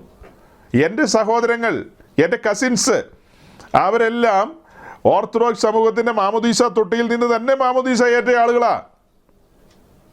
അവരിൽ പലരും നിൽക്കുന്ന നിൽപ്പും അവരുടെ അവസ്ഥയൊക്കെ, അവരൊക്കെ ലോകപ്രകാരം നല്ല മനുഷ്യരാകട്ടോ. ലോകപ്രകാരം എല്ലാ രീതിയിലും അവരൊക്കെ വളരെ ബെറ്റർ ആയിട്ടുള്ള പൊസിഷനിലൂടെയൊക്കെ പോകുന്ന ആൾക്കാരാണ്. പക്ഷേ അവരുടെ ആത്മീയ നിലയെന്നൊക്കെ പറയുന്നത് അതൊക്കെ ദുരന്തമാണ്. ആത്മീയ നിലയൊക്കെ പറഞ്ഞാൽ ദുരന്തമാണ്. അവർക്ക് ആകെ അറിയാവുന്ന രണ്ട് കാര്യമേ ഉള്ളൂ. ഒന്ന്, മാതാവിനോട് പ്രാർത്ഥിക്കുക. 2, പരിമല തിരുമേനിയോട് അപേക്ഷിക്കുക. ഈ 2 കാര്യം അല്ലാതെ എൻ്റെ സ്വന്തക്കാർക്ക് മൂന്നാമതൊരു കാര്യം കർത്താവേ എന്ന് വിളിക്കുന്ന കേട്ടിട്ടില്ലെന്ന് എനിക്ക് തോന്നുന്നു. ഈ 2 കാര്യത്തിൽ അവരൊക്കെ ഉത്സുകരാണ്. മാതാവെല്ലാത്തിനും പരിഹാരം തരും. അവർ കത്തോലിക്കരൊന്നുമല്ല, ഈ പറഞ്ഞ കൂട്ടത്തിൽ സിറിയൻ ബാക്ക്ഗ്രൗണ്ടിലുള്ള ആളുകളൊക്കെ തന്നെയാണ്. എന്നാൽ എല്ലാം ഇങ്ങനെ ഒരു ചെരുവിലേക്ക് വന്നുപോയി. ആത്മീയമായൊരു മുന്നേറ്റമില്ല, സഭയെക്കുറിച്ചുള്ള വെളിപ്പാടുകളില്ല, മേലാൽ സംഭവിക്കാനുള്ള കാര്യങ്ങളെക്കുറിച്ചുള്ള ഒരു വെളിപ്പാടുകളുമില്ല. ഇരുട്ടിൽ തപ്പിക്കൊണ്ടിരിക്കുകയാണ്. ലോകക്കാരായ ആളുകളുടെ രീതികളൊക്കെ തന്നെയാണ്. ഞാൻ എൻ്റെ കസിൻസിൻ്റെയൊക്കെ പലരുടെയും കല്യാണത്തോടുള്ള ബന്ധത്തിലൊക്കെ ചിന്തിക്കുമ്പോൾ, കല്യാണം ഇറങ്ങാൻ നേരത്ത് നോക്കും, വല്യപ്പന്മാരൊക്കെ നോക്കും, രാഹു പുള്ളി പോയോന്ന് നോക്കും. രാഹു പോയി എന്ന് കണ്ടു കഴിഞ്ഞാൽ ഉടനെ പറയും യെസ് ഇറങ്ങിയേക്കാന്ന് പറയും. രാഹു പോയി കഴിയുമ്പോൾ കല്യാണത്തിന് ഇറങ്ങും. പിന്നെ എന്താ, അങ്ങനെ തിരിച്ചു വരുമ്പോഴും ഒക്കെ ഹൈന്ദവ ആചാരങ്ങളും എല്ലാം കൂട്ടിക്കുഴച്ചിട്ടുള്ള രീതികളിൽ എല്ലാവരും ഇങ്ങനെ സാധുക്കൾ പോയിക്കൊണ്ടിരിക്കുക. നമ്മുടെ അസ്ഥിയിൽ നിന്ന് അസ്ഥിയും മാംസത്തിൽ നിന്ന് മാംസവുമായി മനുഷ്യരെക്കുറിച്ചൊക്കെ നമുക്ക് സങ്കടവും സഹതാപവും വേദനയും ഒക്കെയുണ്ട്. പക്ഷേ അവരെല്ലാം ഉഗ്രരൂപം പൂണ്ടാണ് നിൽക്കുന്നത്. ഉഗ്രരൂപം പൂണ്ടിട്ട് അവരെല്ലാം എന്നാ പറയുന്നത്, ഞങ്ങൾക്ക് ഇങ്ങനെയൊക്കെ പറ്റുള്ളൂ, സൗകര്യം ഉണ്ടെങ്കിൽ നീ ഞങ്ങളുടെ കാര്യം അംഗീകരിച്ചാൽ മതി എന്നൊക്കെ പറഞ്ഞു കളയും. അല്ല, അത് പ്രൂവ് ചെയ്യാൻ നമുക്ക് ബൈബിൾ തുറക്കാമെന്നൊക്കെ പറഞ്ഞു, ബൈബിളേ തുറക്കണ്ടെന്ന് പറയും. നീ ഒന്നും തുറക്കണ്ടെന്നാണ് പറയുന്നത്. നീ മിണ്ടണ്ട ഇവിടെ എന്നാണ് പറയുന്നത്. എന്ത് ചെയ്യാൻ പറ്റും? അപ്പോൾ സഹോദരങ്ങളെ, ഞാൻ എൻ്റെ വാക്കുകളെ കൺക്ലൂഡ് ചെയ്യുകയാണ്. നമ്മൾ കണ്ട വീഡിയോയിൽ നിന്ന് അവസാനമായിട്ട് എന്താ പറയാനുള്ളത്? പഴയ നിയമത്തിൽ കാണുന്ന ഈ അഭിഷേക തൈലം എന്ന് പറയുന്നത് പുതിയ നിയമത്തിലേക്ക് വരുമ്പോൾ പരിശുദ്ധാത്മ നിറവിനെയാണ് കാണിക്കുന്നത്. പരിശുദ്ധാത്മ നിറവിനെ. അതിന് പകരം ഇന്ന് പരിശുദ്ധാത്മ നിറവിന് ആരുടെ മേലും എണ്ണ പൂശിയാലൊന്നും പരിശുദ്ധാത്മ നിറവ് ലഭിക്കില്ല. പരിശുദ്ധാത്മ നിറവും ജയകരമായ ക്രിസ്തീയ ജീവിതവും അതുപോലെ ഇത് ഈ പറയുന്ന കാര്യങ്ങളൊന്നും ഇന്ന് സാധിക്കില്ല. പുതിയ നിയമത്തിലേക്ക് വരുമ്പോൾ പരിശുദ്ധാത്മാവിനെ അവനെന്നാണ് വിളിക്കുന്നത്. ഒരു വ്യക്തി എന്നുള്ള നിലയിലാണ് പരിശുദ്ധാത്മാവിനെ സംബോധന ചെയ്യുന്നത്, എണ്ണ എന്നുള്ള നിലയിലല്ല. നിങ്ങളുടെ ബൈബിളിൽ അങ്ങനെയുണ്ടോ? ഞാൻ പോയ ശേഷം കാര്യസ്ഥൻ വരും എന്നൊക്കെയാണ് പറയുന്നത്. ഞാൻ പോയ ശേഷം ഈ എണ്ണ കൊടുത്തുവിടാന്നാണോ പറഞ്ഞത്? ആണോ? ഏറ്റവും സിമ്പിൾ പഠനമല്ലേ? ആരുടെയും ഒരു പെന്തിക്കോസ് പാസ്റ്ററുടെയും സഹായം വേണ്ട. യോഹന്നാൻ 14:16 ഒന്ന് നിങ്ങൾ വായിച്ചു നോക്കുക. അവിടെയൊക്കെ തൃത്വത്തിൽ മൂന്നാമനെ കുറിച്ച്, പരിശുദ്ധാത്മാവ് എന്ന് പറയുന്നത് ഒരു വ്യക്തിയാണ് സഹോദരങ്ങളെ, ശക്തിയല്ല, വ്യക്തിയാണ്. അതേസമയം പരിശുദ്ധാത്മാവിൽ ശക്തി അടങ്ങിയിട്ടുണ്ട്. പരിശുദ്ധാത്മാവ് എന്ന് പറയുന്ന വ്യക്തിയാണ് യേശുക്രിസ്തു പരിചയപ്പെടുത്തിയത്, അല്ലാതെ എണ്ണ പൂശുന്ന കാര്യമല്ല യേശു പരിചയപ്പെടുത്തിയത്. ഇപ്പോൾ ഈ പ്രസംഗമൊക്കെ അപ്ലോഡ് ചെയ്ത് കഴിഞ്ഞാൽ ഉടനെ ആളുകളെല്ലാം വരും, യാക്കോവിൻ്റെ ലേഖനത്തിൽ എണ്ണ കാണുന്നുണ്ടെന്നും പറഞ്ഞ്. യാക്കോവിൻ്റെ ലേഖനത്തിൽ പരിശുദ്ധാത്മ നിറവിന് വേണ്ടി ആരെങ്കിലും എണ്ണ പൂജാൻ എഴുതിയിട്ടുണ്ടോ? അവിടെ രോഗം വന്നു കഴിഞ്ഞാൽ രോഗികൾ തമ്മിൽ പാപം ഏറ്റുപറഞ്ഞ് സഭയിലെ മൂപ്പന്മാർ അവന് വേണ്ടി എണ്ണ പൂശട്ടെ എന്നാണ് പറഞ്ഞിരിക്കുന്നത്. അതിനു പകരം പരിശുദ്ധാത്മ നിറവുമായി ബന്ധപ്പെടുത്തി യാക്കോബിൻ്റെ ലേഖനത്തിലെ വാക്യം കൊണ്ടുവന്ന എങ്ങനെ ഇരിക്കും? വേറെ എവിടെന്നെങ്കിലും നിങ്ങൾക്ക് എണ്ണ കൊണ്ടുവരാനുണ്ടോ? പഴയ നിയമമാണ് ഫോളോ ചെയ്യുന്നെങ്കിൽ പോലും പാളിച്ചയാണ്. കാരണം അത് ഈ പറയുന്ന മെത്തേഡിലല്ല നിങ്ങൾ ഈ സാധനമൊക്കെ ഉണ്ടാക്കുന്നത്. നിങ്ങൾക്ക് ബോധിച്ചതുപോലെ ഏതോ പിതാക്കന്മാർ പറഞ്ഞെന്നും പറഞ്ഞ് നിങ്ങൾ ചെയ്യുന്നു. ഇതൊന്നും ദൈവസന്നിധി നിലനിൽക്കില്ല, ഇതിനൊന്നും വാലിഡിറ്റി ഇല്ല. കേൾക്കാൻ ചെവിയുള്ളവൻ കേൾക്കുക. കാത്തിരിക്കുന്നത് ന്യായവിധിയാണ്. പൂച്ചണ്ടോ പൂമാലയോ ഒന്നും അല്ലെന്നുള്ളത് ഓർമ്മിപ്പിക്കുകയാണ്. അത് പറയാൻ താങ്കൾ ആരാണെന്ന് ചോദിച്ചാൽ അധികാരത്തോടെയാണ് പറയുന്നത്. ആരാണെന്നൊരു ദിവസം തെളിയും. ഇന്ന് ഇത്രയും പറഞ്ഞ് അവസാനിപ്പിക്കുകയാണ്. ഒരിക്കൽ കൂടെ പറയാണ്, കേൾക്കാൻ ചെവിയുള്ളവർ കേൾക്കുക. പഴയ നിയമത്തിലെ അഭിഷേക തൈലം പുതിയ നിയമത്തിൽ വരുമ്പോൾ അത് പരിശുദ്ധാത്മാവിനെ കാണിക്കുകയാണ്, എണ്ണയല്ല പരിശുദ്ധാത്മാവ്.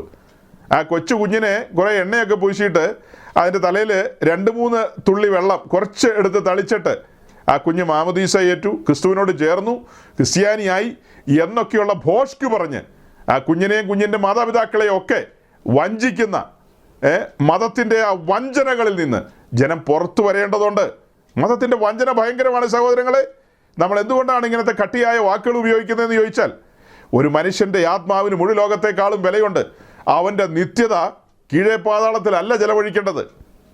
നമ്മുടെ പ്രിയങ്കരായവരുടെ നിത്യത കീഴേ പാതാളത്തിലല്ല, ടോർമെൻറ്റിംഗ് പ്ലേസിലല്ല ചെലവഴിക്കേണ്ടത്. അവർ ക്രിസ്തുവിനോടുകൂടെ വിശുദ്ധന്മാരോടുകൂടെ വിശ്രമ സ്ഥലത്ത് അവർ ആശ്വാസങ്ങളുടെ ഇമ്പങ്ങളുടെ പർദീസയിലേക്ക് വരേണ്ടവരാണ്. അതിന് അടിസ്ഥാനങ്ങളുണ്ട്. ആ അടിസ്ഥാനങ്ങളൊക്കെ പാലിച്ചുകൊണ്ട് ദൈവത്തിൻ്റെ വചനം പ്രമാണിച്ചുകൊണ്ട് അങ്ങനെ മുൻപോട്ട് വരേണ്ടതുണ്ട്. അതുകൊണ്ട് നമുക്ക് വചനത്തിലേക്ക് മടങ്ങി വരാം, പഴയ പാതയിലേക്ക് മടങ്ങി വരാം, അപ്പോസ്തോലിക മാർഗം പിന്തുടരാം. ഈ വചനങ്ങളാൽ ദൈവം നിങ്ങളെ അനുഗ്രഹിക്കട്ടെ. സമാധാനത്തോടെ പിരിയാം.